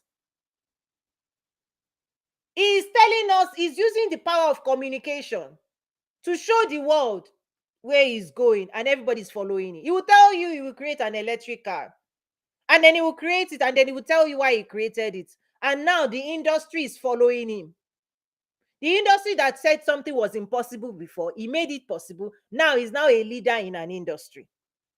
Everybody are now copying what he launched. Right? So leadership is showing other people the way. Whatever you've solved, would you take time to explain it to other people and help other people arrive? Not everybody gets to this level of leadership. Like what I'm doing right now is a practice. Listen, I solved this, right? And I believe it will help other people. And now I gather people and say, let me teach you something that I've solved. Most people don't do this. Most people don't invest in other people. Most people don't solve anything for other people. No, most people don't. But I'm telling you, when you do that, you are growing your influence, you're growing your power, you will grow your wealth. Right? Everybody that says me, listen, you limit your own growth. If all this is still just about you, you will stay at that level. Networking, listen, the game plan already covers that. I have programs that cover all these things, right? So I'm not going too much into it, but I'm just sharing this concept that I have found most people in the world, they sit with, I have this degree, these technical skills, these technical abilities, this competency, and I'm good. Nothing wrong with that. But I'm telling you, that thinking keeps you where you are. And it's a risky, we are now in a world where it's very risky for you to make that conclusion, because even your technical skills, that's the conversation. That's what AI, ChatGPT, all of them are taking away. So people are going to become irrelevant in many industries in the next couple of years. Right? What will help us remain steady is all these other things. And many people, many communities have never invested in everything I just said. In fact, they snub it, they minimize it, they question it, they don't invest in it, they even mock it. Oh, my boss doesn't know anything. He doesn't even know anything. Why is he the boss? Oh, you don't understand that the CEO does not have to have a login into that software. He's not being paid to be technical and be logging into any software. He's being paid for something much more that you have zero capacity for. So there's a lot of pride, arrogance at that entry level. I see it too much. I see it too much. So when I say enroll in my school, there's so many programs that will help you ascend, create wealth, influence, power. They say, I've arrived now, Tony. Why bother? I don't need anything. I'm the chairman of, anyway. Let me not go there. I can be funny on those things. But so I'll just start wrapping up. Any parting words or last, we can just talk. I think I've shared what I want to share today. So head over to toyinumesiri.academy. Really join us. Okay, enroll in my academy. These programs are powerful. If you're an entrepreneur, it has the A to Z of entrepreneurship, business development, mindset coaching, personal development wrapped up in one, the A to Z. This stuff replaces your need of at least 10 coaches. At least 10 coaches. It's a 360 program for the overall development of an entrepreneur. It covers branding, marketing in depth, not surface stuff, deep stuff. What do I price? Who are my customers? Market research development, right? Lead generation, system, processes, automation, A to Z. Because my background is designing integrated system for the biggest brands in the world. So what I've done now is to help beginners accelerate to their next level dimensions faster with speed. What will take you 5 years, 10 years, and you've not figured out? Listen, with speed, just follow my process, follow the roadmap program, and you will arrive. That's my own gift. That's my own body of work. Anybody that wants speed, acceleration, you don't want to waste time, energy, and resources trying to DIY your way to business growth and success. You want to learn from the best in the world. Check out toyinumesiri.academy. So, and I actually have a member here. So I can talk about my work publicly because there are graduates and people that are like you can ask them questions. They will tell you what's going on. Anyway. Okay. Any parting words, guys? Thank you so much. I really enjoyed this conversation or teaching or session. Let me call it session. Popcorn style. Anybody? I just have to say thank you, Coach Toyin. It's been. Oh, sorry, Beth. Were you about to say something? Oh, go ahead. You're fine. Yeah, I did take a bit away and just kind of reinforce on what I know and what I've learned. It's not so much what you do know, but putting that into practice. And Beth, what you mentioned about focus, absolutely on point right there. And thank you so much for bringing this together, Coach Toyin. Back to you. Awesome. Thank you so much. Miss Beth, over to you. Yeah, I was just going to touch base real quick. There are a lot of us that are entrepreneurs, right? Business owners out here in the world. But I can't run a business without having good employees. And I still want my 9 to 5 people. Absolutely. That I can depend on, right? Absolutely. And you have to always, guys, if you're going to be an entrepreneur, you have got to thank the people that stand behind you. Absolutely. Your folks that work for you. Always make sure that they're taken care of, and you're making sure you don't feel them, make them feel like they're below you. They aren't below you, because you wouldn't be where you're at without them. I'm pretty sure all of us could say that. We wouldn't be where we're at if I didn't have TCs and VCs and all these other people. I would be like in Lost World somewhere. And so that's all I had to say. But great room. You are amazing as always. Oh, I appreciate that. And absolutely. In fact, this work, everything I just shared, when it comes to people working for you, absolutely, you actually have to level them up as well. You have to invest in them, training. But what I have found is that if you don't give this to yourself, if you're employee number 1 and you're starting up and you do none of the things I just shared, you don't ascend, you limit yourself. And if people come to you, you're not going to appreciate them. You're not going to be able to unlock their own productivity. If you don't grow, they don't grow, the company doesn't grow. In fact, one of the things I say is that, you think you are building a business, but the business is building you in a way. So this is just one of the incredible things I have come to realize. If you do this work on you, listen, you will have a greater appreciation for humanity, for people, and people will want to work with you. People who haven't done this work, they will not attract brilliant, exceptional talents, because great minds want to work with great people as well. Great minds want to work with, great people. So for me, it's about high performance coaching. That's what this is for me. Like, if you want to stay amateur, beginner, novice in all concepts, that's okay. For me, my own voice, my own work is dedicated to those who are high performers. Right? And so when you become an high performer, you will attract to your work exceptional people. It's a natural thing. You have high vibe, you will mobilize people behind your work, your customers, your clients, your vendors, your employees. The life, and this is I served as a strategy for Fortune 1, the biggest company in the world. Listen, the energy, the vibration at the headquarters of Fortune 1, the biggest company in the world, over $500 billion annual revenue. That headquarters gave birth to me, because I trained at the feet of incredible leaders in the world. Incredible leaders. These are leaders like, trust me, that company attracts the most brilliant people in the world. So part of this message is, when you level up, everything you would experience will shift.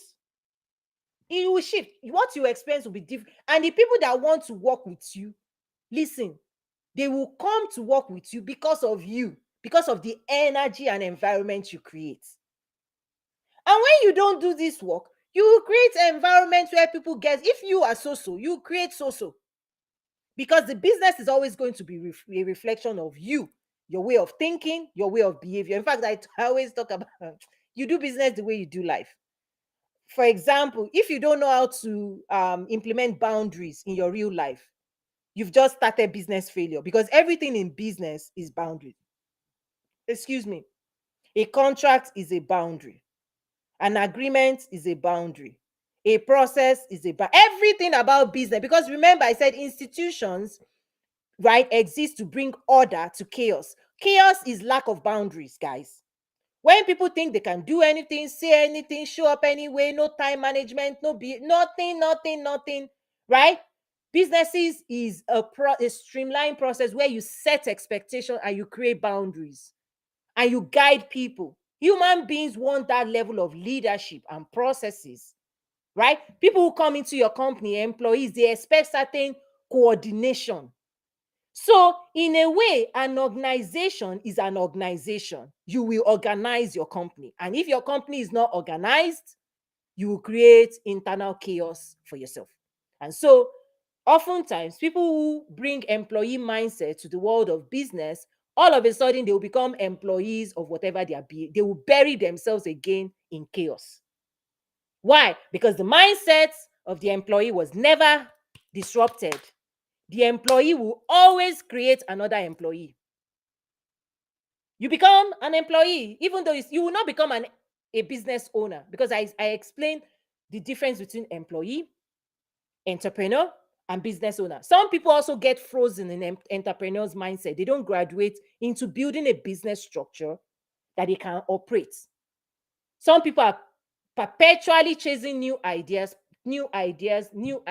chasing it, but they never build structure, they never build processes, they never build system, they never build an asset that has equity, that can deliver value short term and long term. So many people are entrepreneurs forever, never a business owner, because they've not built anything they own that they can sell, that they can pass on to the next generation. That's why I always say, are you building a legacy business or a survival business? Because the employee mindset will create a survival business. You always be chasing the money, not implementing and building an asset that will then give you the money, that would actually attract the money. Okay, that's not what I just gave you overview on that. So absolutely everything changes when you change. The people around you, what you give yourself, you give everybody else. If you don't give this to yourself, listen, you will not value other people and you will not treat them well, and they will run away. We all run. Eventually, we can only tolerate nonsense for a while, as humans. So companies who do this well, listen, they create a great culture. That's why we talk about company culture. And the culture is a reflection of what you believe and who you are. You can't fake it. Some people want to fake culture. You can't fake. You can only fake something for a while. For companies to last the test of time, it's at the DNA of the founder. The DNA of the founder, it's an imprint. What the founder believes, how he believes things should be done, how to treat people, how to serve people. Listen, my company is part of my DNA. That's why if my DNA is top performance, no nonsense, let's go, you will experience it in my academy. In fact, some people tell me now that sometimes they are hearing my voice, like Tony will say, go, let's go. Some people say, if another person told me last week, so they said, she came on Instagram, and what she was listening to, she slept off on my message or whatever. So, You are experiencing my being, and people will experience your being too. So everything we do within ourselves is just so we can serve better and more effectively. So anyway, I know I just went off on that one. So I encourage you to unleash your passion, unleash. When I say unleash, remove every limitation and do what you are here to do. Anything stopping you from doing what God wants you to do, you have to confront those. And if you don't confront those things, they are the things that limit you and stops you. Okay. Mr. Kazim, over to you. Your parting words. Cabs, welcome to the space. I appreciate it. Yeah, thank you so much, Miss Tony. I just want to thank you for this section. I didn't know about this. I just stumbled on it, and anything that has to do with success, building your self mindset, I always gravitate towards it, and I'm not. I'm so glad that I was able to be part of this, just to listen and my own little share, and I really appreciate it. It's very inspiring. I'm going to take a look at it, and presently I actually following you on your Instagram. I have to take time to take a look at the program, and coincidentally, I have my sister here with me. Is a sister, a friend. She's Oh wow, she's in my school. Unbelievable. I'm like unbelievable. You know each other in person? Of course, we know each other. Wow, small world. Kazim, I'll call you. Definitely, no problem. I know the Spirit of God is one, and it wasn't a coincidence. Wow. I believe it's ordained even before the foundation of the world that this will happen. I know, and I don't take things for granted. Wow. But just like what you said, majority of the things that we see are physically are being produced, lack of a better word, in the spiritual realm.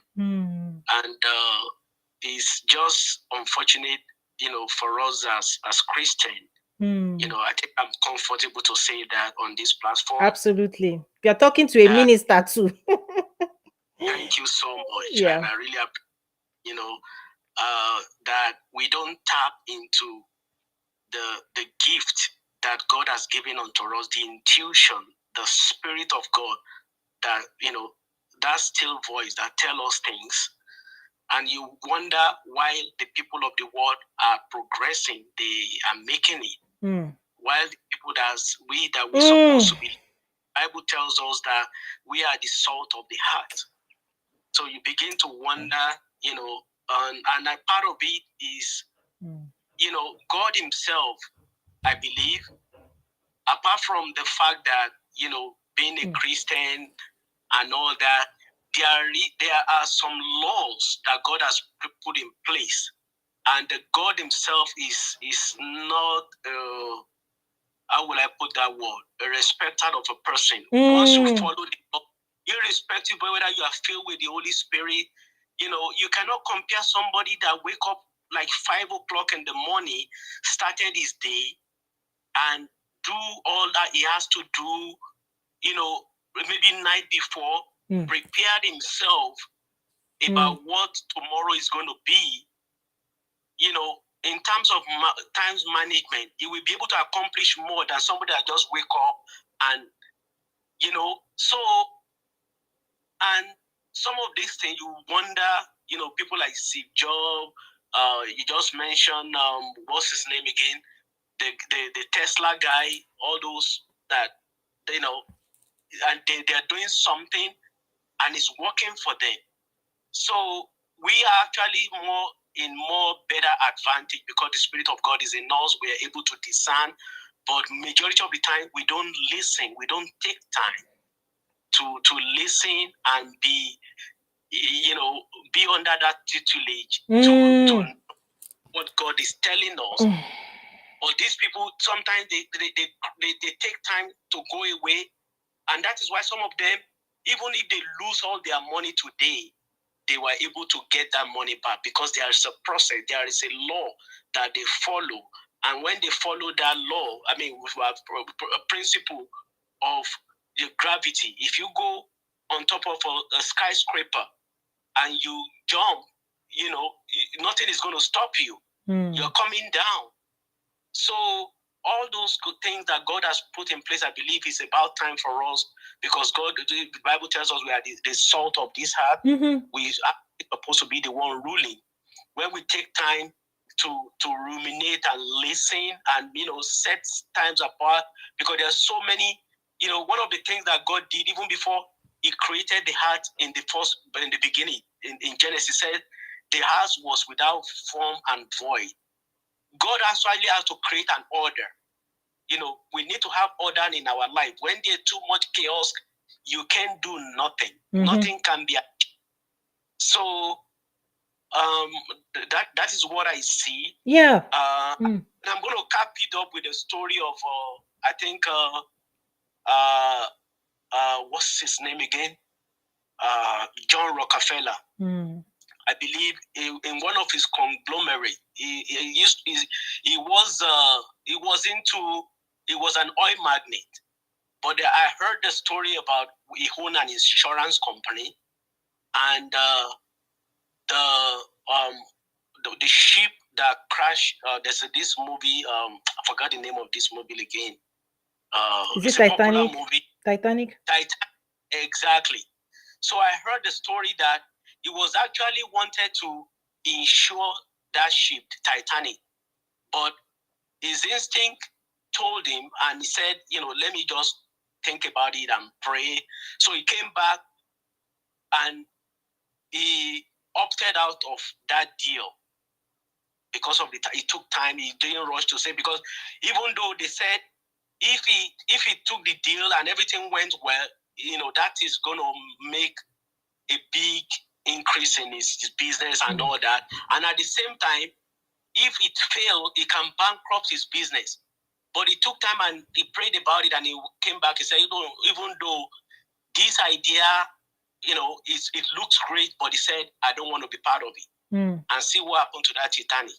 So, I believe moving forward, in our life, most of the things that you said, I can identify with it, and it's all about implementation.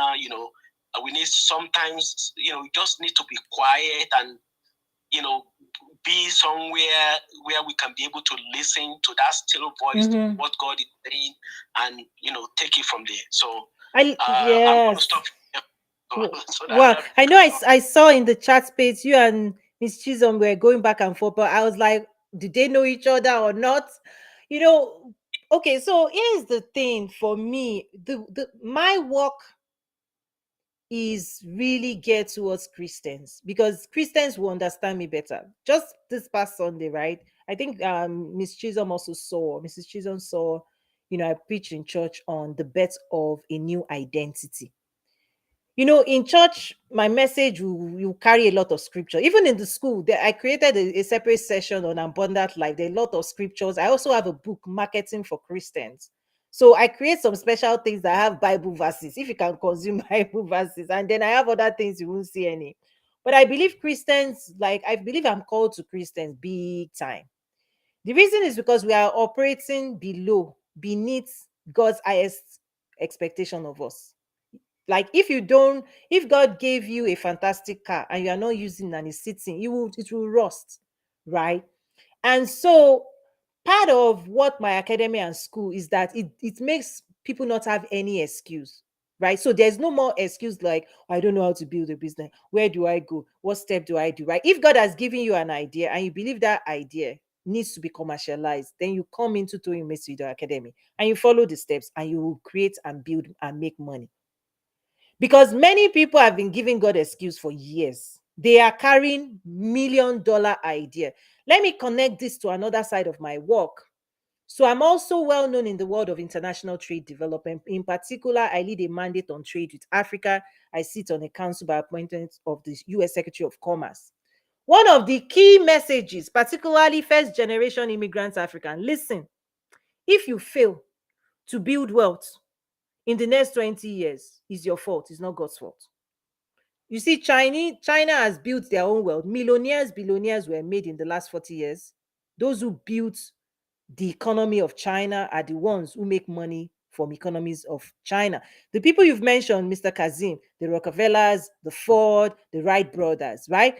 This is what we talk about economic development, contributing towards society, creativity, innovation, business development. When I'm with the government, we're talking about economic development. When I'm in the streets, I talk about entrepreneurship because this is where they both collide. Government wants you to create businesses and create jobs and right and make money. This is where it collides, right? So when it comes to the concept of Africa as example, this is an opportunity to build wealth. But if you don't learn the skills, if you don't train yourself, if you don't create, if you have no products, if you have no services, listen, you remain an employee. Nothing wrong with employee, right? But I'm saying if God has called you to go beyond that technical skill and you're still sitting comfortably here, and we are in the front lines creating and impacting economies, stitching it all together. Ooh, listen, the reward is mine.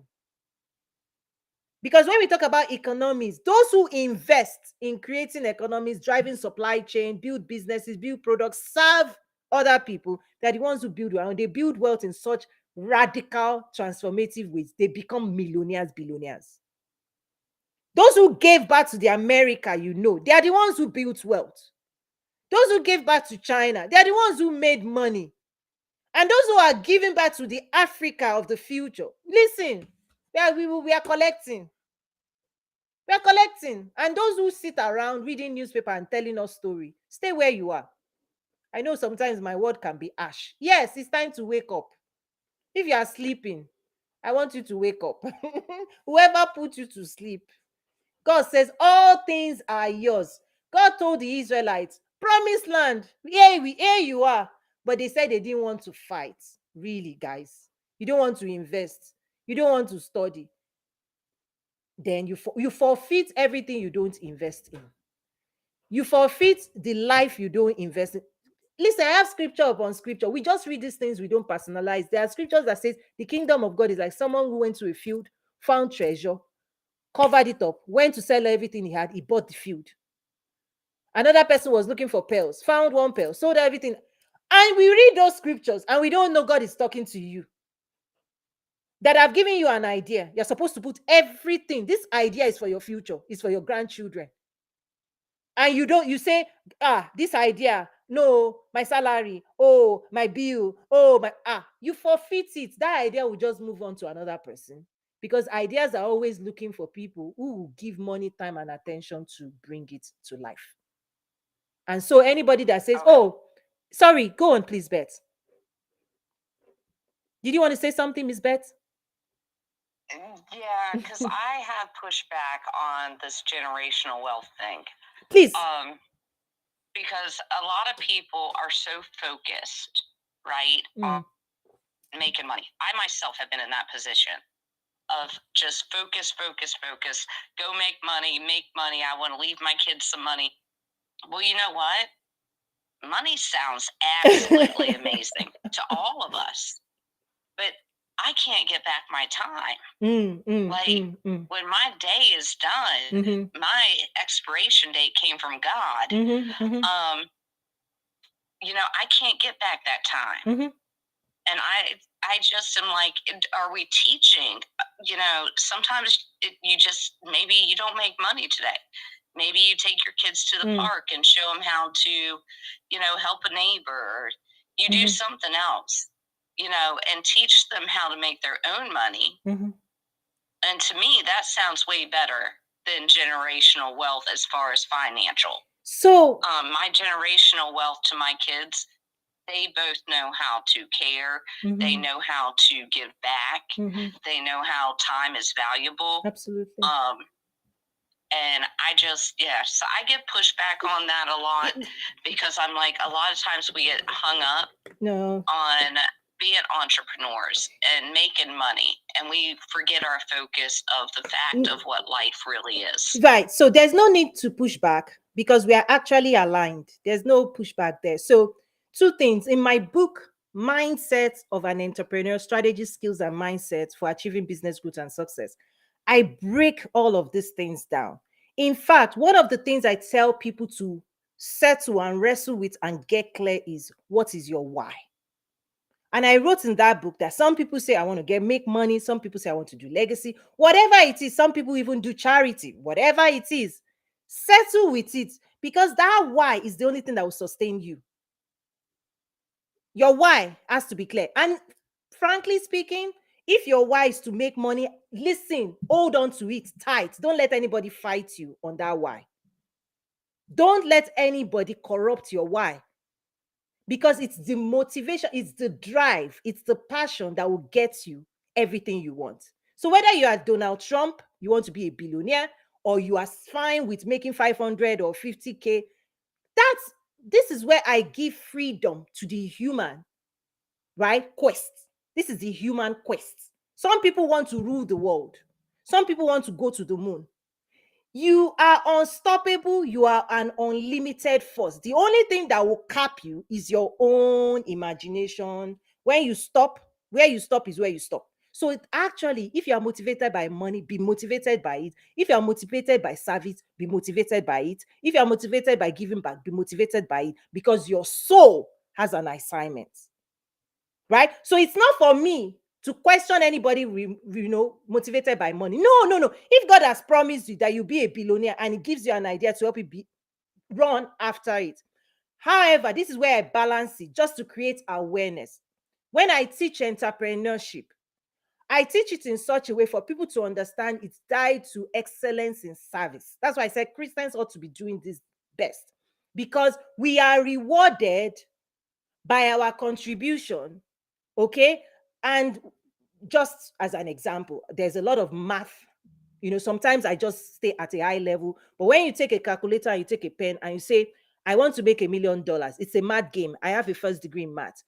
If you can produce something valued at that people are ready to buy for $1,000, and you can sell it to 1,000 people, you just reached your number. It's as simple as that. But however, the journey of getting there, that's what I teach in my school. There's theory, there's practical. If you say, I want to make $1 million, listen, it's a simple math game. What are you going to sell to how many people that will get you that money? But to create the platform, the processes, whatever, is a lifetime pursuit. Okay, so get clear in terms of your vision, on and on. The second thing I want to say that I said there's no need for pushback is there's a program in my school. It's a 30-day program, and it's called 30 Keys to Unlock Success. In that program, I say success is like a combination lock. You don't know which one will open success for you. And I break down 30 things that you must master. Number one is legacy. Another is time, focus. And I said time is a gift. It's God's investment in you. They cannot add to it. You cannot subtract from it. However, this is what I believe. 24 hours, the time God gave you, is an opportunity to create within time. What you create within time and the impact you make within time is ultimately what you'll be measured and rewarded by. This is why we talk about productivity. Productivity is measured, okay, by output, what you can produce within time. That's why somebody's 1 hour will get $5, $10, $15, $30. Another person's hour, $1,000, $2,000, $1 million, whatever. It's not their time they are being paid for. What they are being paid for is their productivity, the results they can generate within an hour. What does an hour? If I give an hour to Bill Gates, I give an hour to Elon Musk, I give an hour to you. Some people will take that hour, give it to TikTok. Another will take that hour, sleep. And listen, God is measuring. This is when you say, this is what you will give accounts for. Your life is measured in days' time, right? You are allocated a time. So to your point, Beth, time is a concept you have zero control over. The only thing you can control is how you manage and steward time. Time is given to you as a dimension upon which your work will be measured. Jesus spent how many years? But till today, the impact, when I also, these things are connected, they are multi-dimensional. That's why I said invest, enroll in my school, you access these things, right? Dimension, when I talk about legacy, I said there are 3 dimensions to legacy. Legacy is what you live, is what you when you use your time, your life. Okay, what you create in your lifetime, with the time God gave you, what you create during your lifetime. Okay, it's going to be measured by 3 things: the quality of the work, the relevance of that work, the magnitude of what you create in your lifetime will determine the longevity. If next generation can be rewarded, like what you create during your lifetime, will it be useful in the next generation? So these people we are talking about, Ford, Rockefeller, the Wright brothers, legacy, Isaac Newton, is that within their own lifetime, what they dedicated their life force to create, today resounds. It resounds. And imagine if they did not dedicate their life to it, the world will not be the same. So let us get it clear.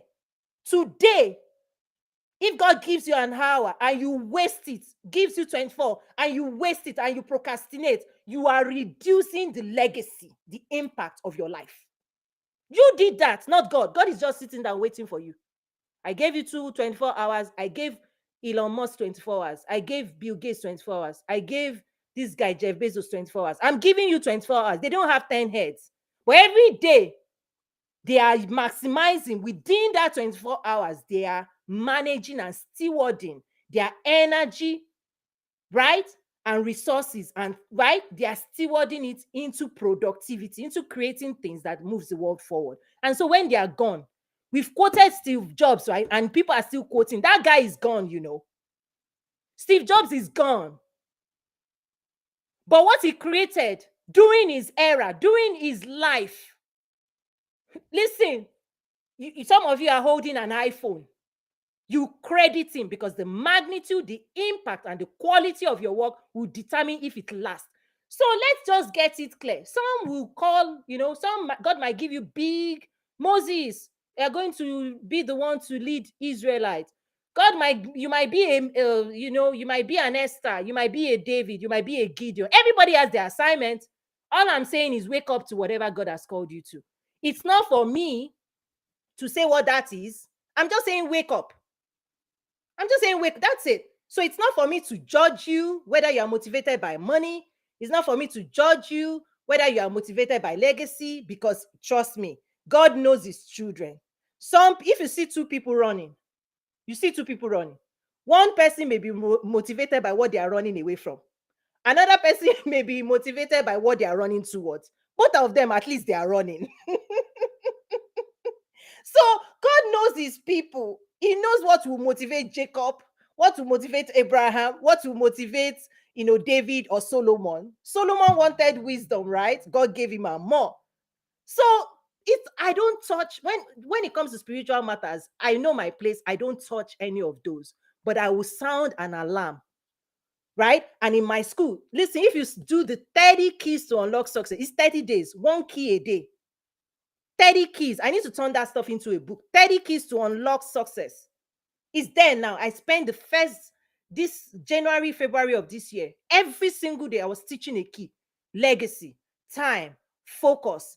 Listen, I broke everything, because now to unlock success, you have to try. You don't know which combination will help you unlock what God asks for you. But listen, you will discipline yourself.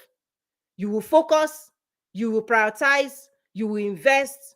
You will show up for what God is asking you to show up. Otherwise, you forfeit it. So that's why I said, listen, sometimes people may not be in my school or listen to me or listen to a sound bite. They might jump to a conclusion that Toyin is teaching heresy. No, I'm not.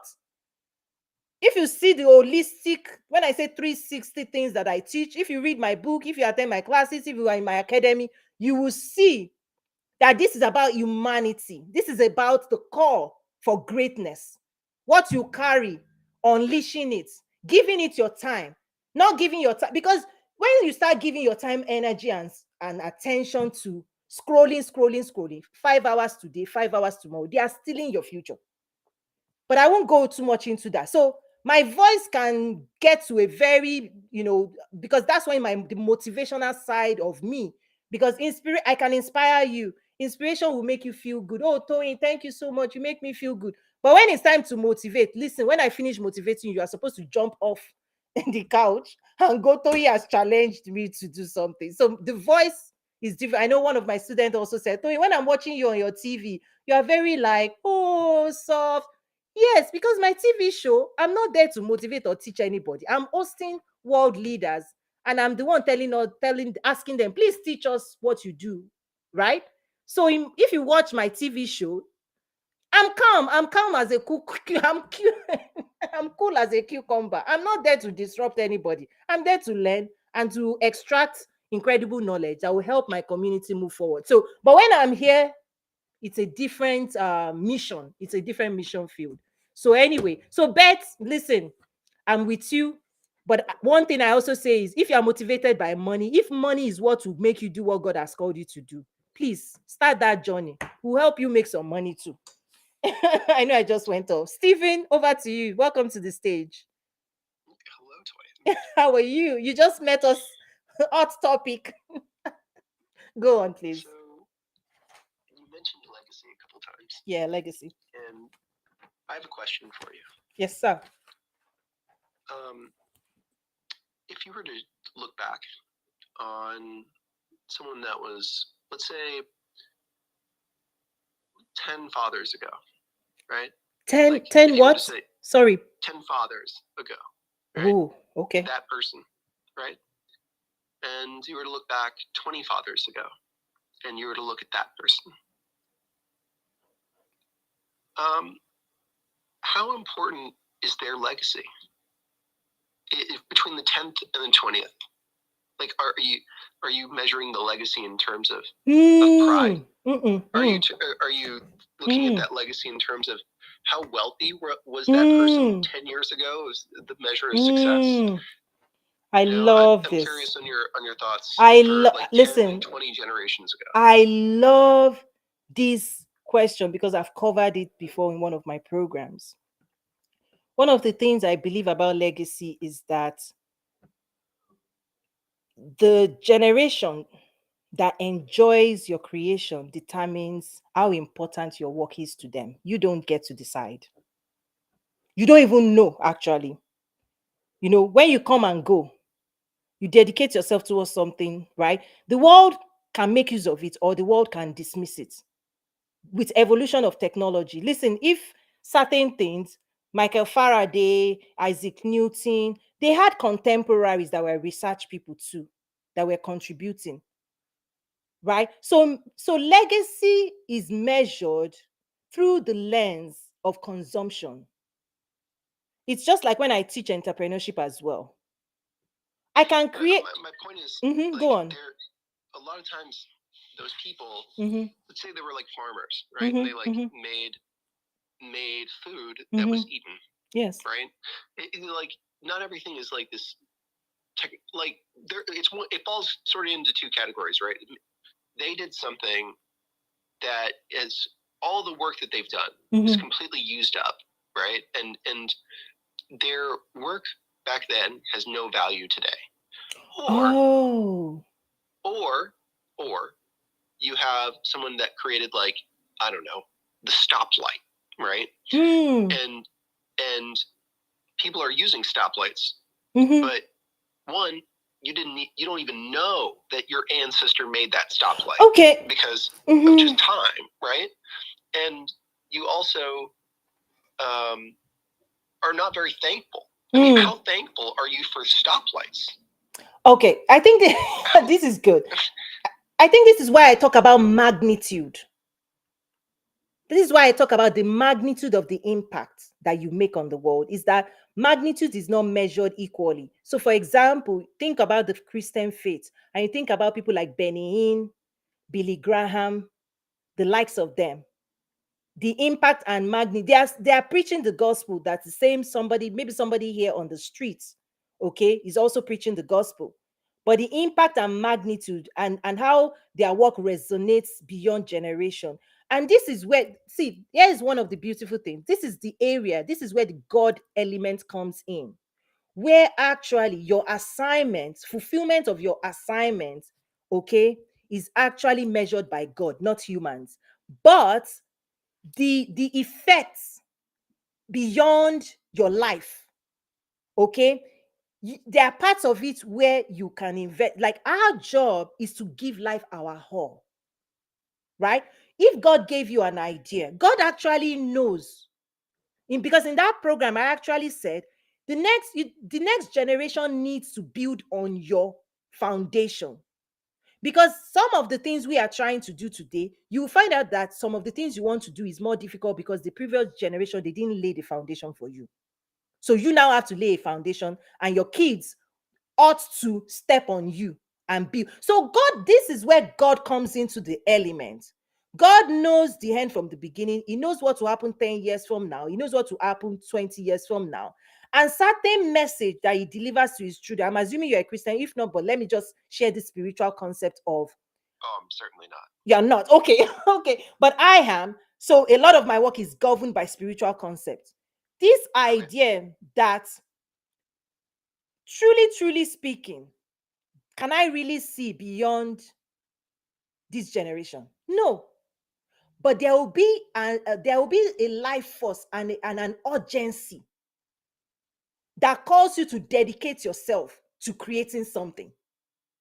When you hear that voice and you dedicate yourself to it, you give the world a gift. That is, whatever you carry, whatever your life force is here to deliver, if you give it time, energy, and you create it, that thing will be put to use. Now, whether that thing is important for this generation or the next 10 generations, God knows.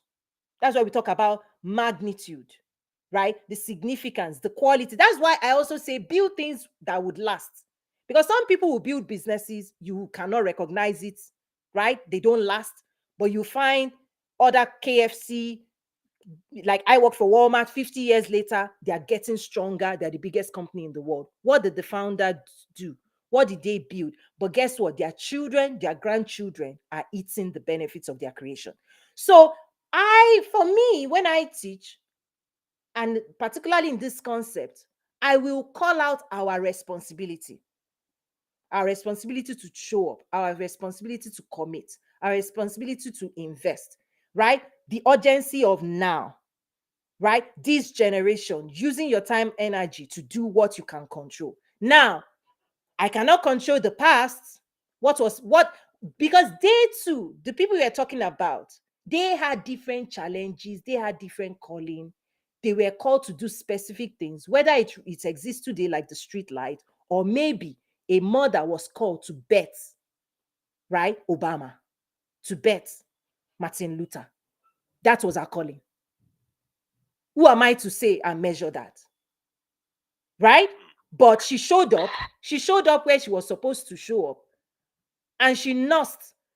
Obama's father abandoned him. Obama's story would be different today if his dad showed up in the house. So these things are kind of like, there's the human element, there's the hand of God. But all I just say, when you hear the call, when your heart beats, just show up and give it your best. Don't go with amateur. If you want to build a house and you start laying the wrong foundation, if you build, it can crash. So your questions, I love your questions because it makes us dive into the world of legacy. Like in my school, I talk about impact, magnitude, quality, just to call us to be intentional, to think beyond survival. Think for your children. Think for your grandchildren. Because trust me, if you're conscious of legacy, you will build different. You will show. There's a different way you will show up, and there's a different way you will fight. People who are showing up for legacy and transformation, their fight is different. They're not fighting for survival. They're not fighting for, this bill, that bill. Their fight is eternal. Their fight is eternal, guys. I've seen this before. I've seen multiple generations of businesses where it's passed down to the son and the son and the son. So today, When the person sits at the helm of this company, trust me, if it's for the food he needs to eat, he shouldn't even be working anymore. But no, that company must survive. It's now a generational company. So the concept of generational wealth, I 100% believe it, because trust me, if our fathers did that, you will not be carrying a resume around unless you want to, unless you choose to. So many people in our community are trying to build businesses for the first time. And my own message is, please build it with intention that it lasts beyond you. If you build it well, because we are living at a time where you can learn from other people how to build processes and everything such that your business will last beyond you. And when you build it just so you can pay your bills, listen, when you finish paying your bills, you also find out that there will not be left over. This is the mindset, spiritual side of this, intentionality.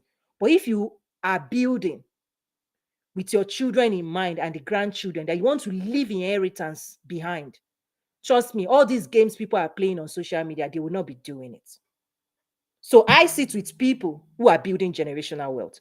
They are investing millions of dollars, not because they are hungry for breakfast, but because what they are building the foundation for the generations to come, so that their children will not build or suffer, but the children will pass it on. So these concepts are different. On social media, people can say, oh, just dance on reels, just go into this room. This is survival business. But when you want to build something that would last beyond you, build it to last. So that concept of legacy is massively important because it drives intentionality. And intentionality is the force behind your work. And the intention you pack, the energy you pack behind your work will decide if it will resonate with other people. Because as human beings, we feel the energy of people, right? Listen, that's why Jesus' work still, listen, it moves the world, it shakes the world every time. That's why Elon Musk, that guy, we all know he wants to take over. Even though you may not have met him, but there is no question in our mind that this guy has intention to do specific big things in the world. So intention influences the level of investment and energy we put behind our work. And so if your intention is just to pay your bills, then that's what will happen as well. But if your intention is generational, it's going to look different. That's what I believe. But again, this is a conversation. You know, everybody has their own go on, please. Yeah, Toya. No, I think I agree with Stephen. I think we're coming from a different point. Absolutely. We can have all the money in the bank, but it is, what is the legacy we're leaving behind? Are we leaving behind I don't have grandkids yet, I'm too young for that, but if I have my grandkids, are they going to know how to fill up the hummingbird feeder? And you know, my dad passed in May, and sorry about that. 6 kids, and I'm the baby.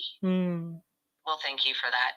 And I'm not even his kid. Like he was my stepdad, but I was little. But I know how when I went back home to stay with my mom for a month, I knew how to go out and track timber. That to me is a legacy. Not money in the bank account.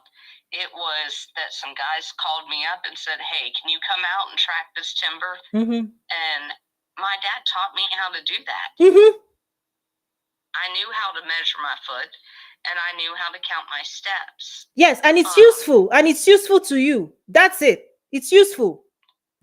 There's utility. Yeah, like something simple like that to me is a legacy.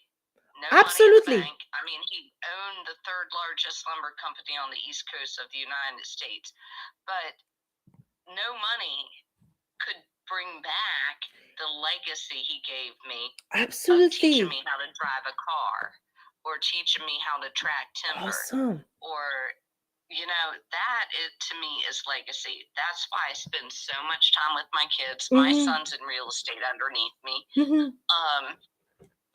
But yeah, I come at it a whole different. I'm not going to let my kids go hungry. I'm going to make sure if I die tomorrow that they still have the power bill paid. Absolutely. You know, but Yeah. I just look at it as memories. And I think sometimes we get so busy caught up making money that we forget about this stuff. Well, but here's we the thing. About sitting down with grandma. Here's the thing. Wow. So I also teach the concept of money, where money comes in from. For me, money is a utility. It's a tool. It's a tool. Just like what you talked about, the legacy of the day it became useful, you appreciated it. It's the same thing. I don't think of money as, in fact, spiritually, the value of a man is not in the amount of his possession, right? What does it gain a man if he gains this whole head but loses his own soul? But trust me, money is a utility. Money is useful in the right hands to change and transform the world. Look at, many people may not agree with some philanthropists today, but trust me, money in your hand, Miss Beth, the right money in your hand, your heart will influence where it goes, right? So, remember when I was saying legacy, I said, who is going to measure legacy? It's the usefulness. So if whatever it is was handed over to you, whether it's money, whether it's skill, whether it's a way of thinking, whether it's your faith, your belief, faith is part of my own legacy. This work is also part of my father's legacy, because when he passed, listen, I woke up and I became unstoppable. See, if my dad was still alive, probably would not be doing this stuff, because his death gave birth to a new life in me. Listen, so legacy is to be measured by the people who find it useful. So if your children and grandchildren are going to find money useful and they're not going to squander it, right? Blessed is the person who leaves it to their generation. But is like, so I think what's going on, which is what I try to settle in my school, we are all coming into this conversation with different belief system based on what we've heard, what other people do with money, the love of money is evil, this. We get that. And that's why I always say clean all of those things. Because there's an assumption that Toyin is this. But listen, I get it clear. Money is a tool. In my hand, I will use it to listen. I'm using my time right now to bless, to share, to engage. It's the same thing. Whether you use time in your hand to serve people or whether you're serving with money, it's the heart in which it's. Listen, whatever is in your hand, your heart dictates what it means to you. Money in a corrupted hand will do corrupted things. Money in the right hands, it's going to be in the right thing. So there are many things I don't touch, because many people have different meanings, connotation. You've seen different experiences. You've seen other people chase money. They didn't give their energy to their time. They did not invest in their kids. They did not spend time with their kids. I get it all. Part of it is awareness, focus, and our decision to invest our time, energy, and resources to create the impact that we believe is important to us. Right? So for me, your legacy can be tied to your children, it can be tied to your business, but at the end of the day, is what you give your time, energy, and attention to, and what you want to give back to, and what you want to leave behind. And it's not for me to decide that for anybody. And it's not for me to question what it means to anybody. It's not for me. That's I don't touch that. I honor the grace of, I trust that people would make the best decision for themselves. I don't judge. I don't go into that. I get clear in terms of why I do what I do. And I encourage people to get clear in terms of what their own motivations are. Because I don't, there's a lot of judgment, enough judgment in the world. And the Bible says, don't try to be plucking the correcting this in somebody's and telling you should have done this, you don't, right? I stay with me, what is important to me, and I say money is a utility, it's a tool, just like spoon and knife. You can use it and achieve a goal. Money is a utility. I'm bigger than money. I am bigger than money. Money doesn't control me. It comes to me. It's attracted because I'm valuable. And I've thought this before. Money looks for value, right? Money looks for value. So listen, money come to me. But I get your point too, that there are many people who get caught up in all of those things, right? And they do not prioritize all the other things that are important of life in life. I don't come here like people who know me in real life, they see all the other stuff, right? But for this session, it's really targeted from a success standpoint. But success again is even, what does success mean to you? You understand? What does success mean to you?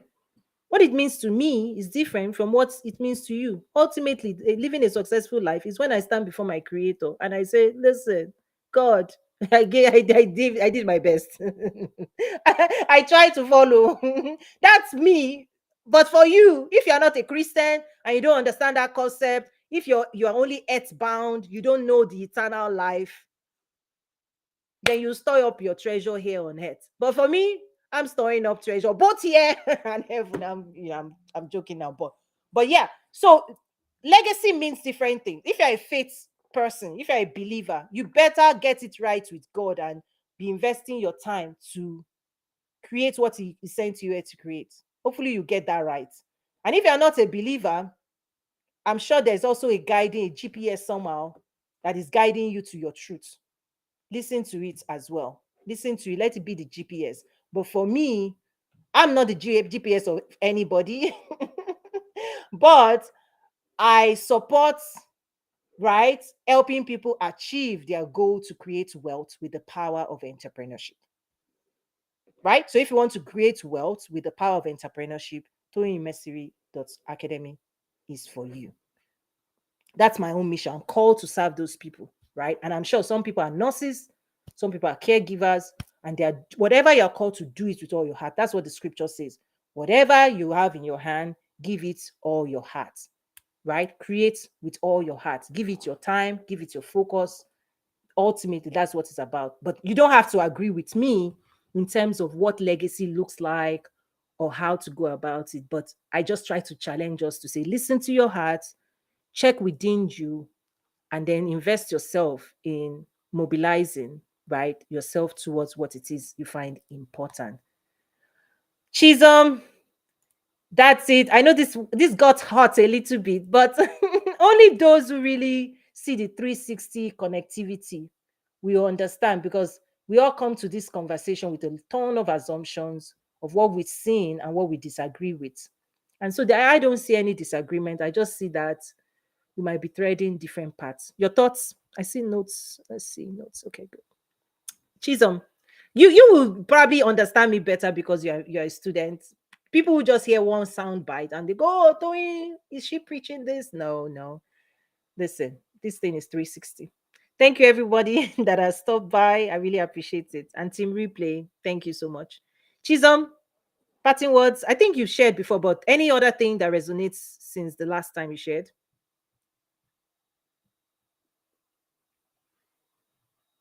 I'm sure you're trying to find the mic now.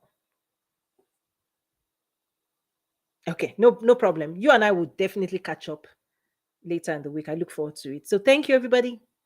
I'd love to hear from you, your thoughts, your experiences. Again, this is one of the reasons why social media is an interesting place to share, because we are coming together with different backgrounds. We come into this with our understanding. I will share mine. I listen to what others think as well. But at the end of the day, what I also do is, there's a part of me that inspires, motivates, right, enlightens. But there's the other side of me. There's some things I will back away from. Right? I'll back away from, because I also believe this principle where God says, I stand at the door and knock. If you hear my voice, this gentleness of, while I'm knocking, right, trying to get your attention, I'm not going to open your door. You have to open it. It's an invitation, right? So I always dance between, even when I'm doing sales, and I always dance between, passion sells, but desire buys. Is that there are certain times, and I've seen this, people do this, and I don't agree with this, where they override the thoughts and opinions of other people simply because they want to overwhelm them. So they judge them and say, if you don't go my way, then you're wrong. If you don't think like this, then you're wrong. If you're not like me, then you're wrong. That's where I cross the line. No, sorry. That's where I draw the line. I draw the line at While I believe passionately what I share, but I also respect the decision process that other people make. So whether you are motivated by money or this, I cover it in my book. You just decide. And I love the way you handled that, because we don't always have to have the same opinion. Everyone is entitled to what they want or how they see life. But the key thing is, and that's what really attracted me to you, is the principles, not only the faith-based, because A is always going to be A, whether you like it or not. Take it anywhere. It's not going to stay same. So trying to, like, you have to do it this way, that way. No. This is a blueprint. You know that's what really helped me out. Like, we're all on a race, but what is pursuing me, the thing that is chasing me, is not the same thing that is chasing you. So if I look past what I'm running for and I'm looking at another person, you miss road. So stay your own lane. Yeah. Let me stay own lane. Oh, yes. That's what you did there. Yes. And the second thing I always pick up and I shift on is when people want to pass judgments on why other people are running their life. I'm not a judge.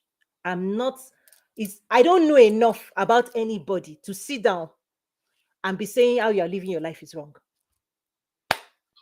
It's not my business. I'm not. You know why? Why? Because you've made your own life your own business. And I learned this. And I'm learning from you, because basically I sit and I watch and I just observe. What you did is a master class on using social media. That's the magnetic. Because I asked myself, like, why did I join in the first place? It was that encounter at I think that was on Instagram, and something spoke to me. Now, what drew me was emotional, because I felt a sense of, like, what are you doing with this time that you have on earth with? So that was one. Now, when you start something, which I've learned, the beginning of a thing is not just the beginning, it is the end that is most important. And in between the beginning and the end, that is where the roadmap really helps bring in clarity. And something you mentioned in the book, and that's what I'm still working on, because the business is just who I am. That's why even I'm still at work, but I need to say, so the work you do, if it's not really challenging, if it's not pushing, that's where I find myself. I started off with this, and you go in with one idea, and it becomes like same thing, clogging day out, day in, day out, and there's no drive, there's no joy, there's no sense of I'm waking up to do this. So that's what I'm working towards and changing and just building on. And it's simply going back to, like, where did I miss road? You didn't, like, a lot of retracing my steps. Oh. Like, okay, you have to get back. You know how to say, will show us the Asian pattern, lead us along the what's going on, Chisholm? Oh my God! I know I've tried to close this a few, but I'm staying with the hearts. There might be some things we need to unlock that people need to hear. Dear, you didn't miss road. Here's what's happening, and this is spiritual. It's a spiritual concept. There are times when God has to build and fortify leadership, and the leaders have to show up to now guide the millions. Because if the children of Israel all scattered into the desert and they don't follow leadership, they will all miss road. Remember what I was preaching last week, where I said that, you know what, let me close out the public one, and then you and I will talk privately, because this is quite deep. So bye, everyone.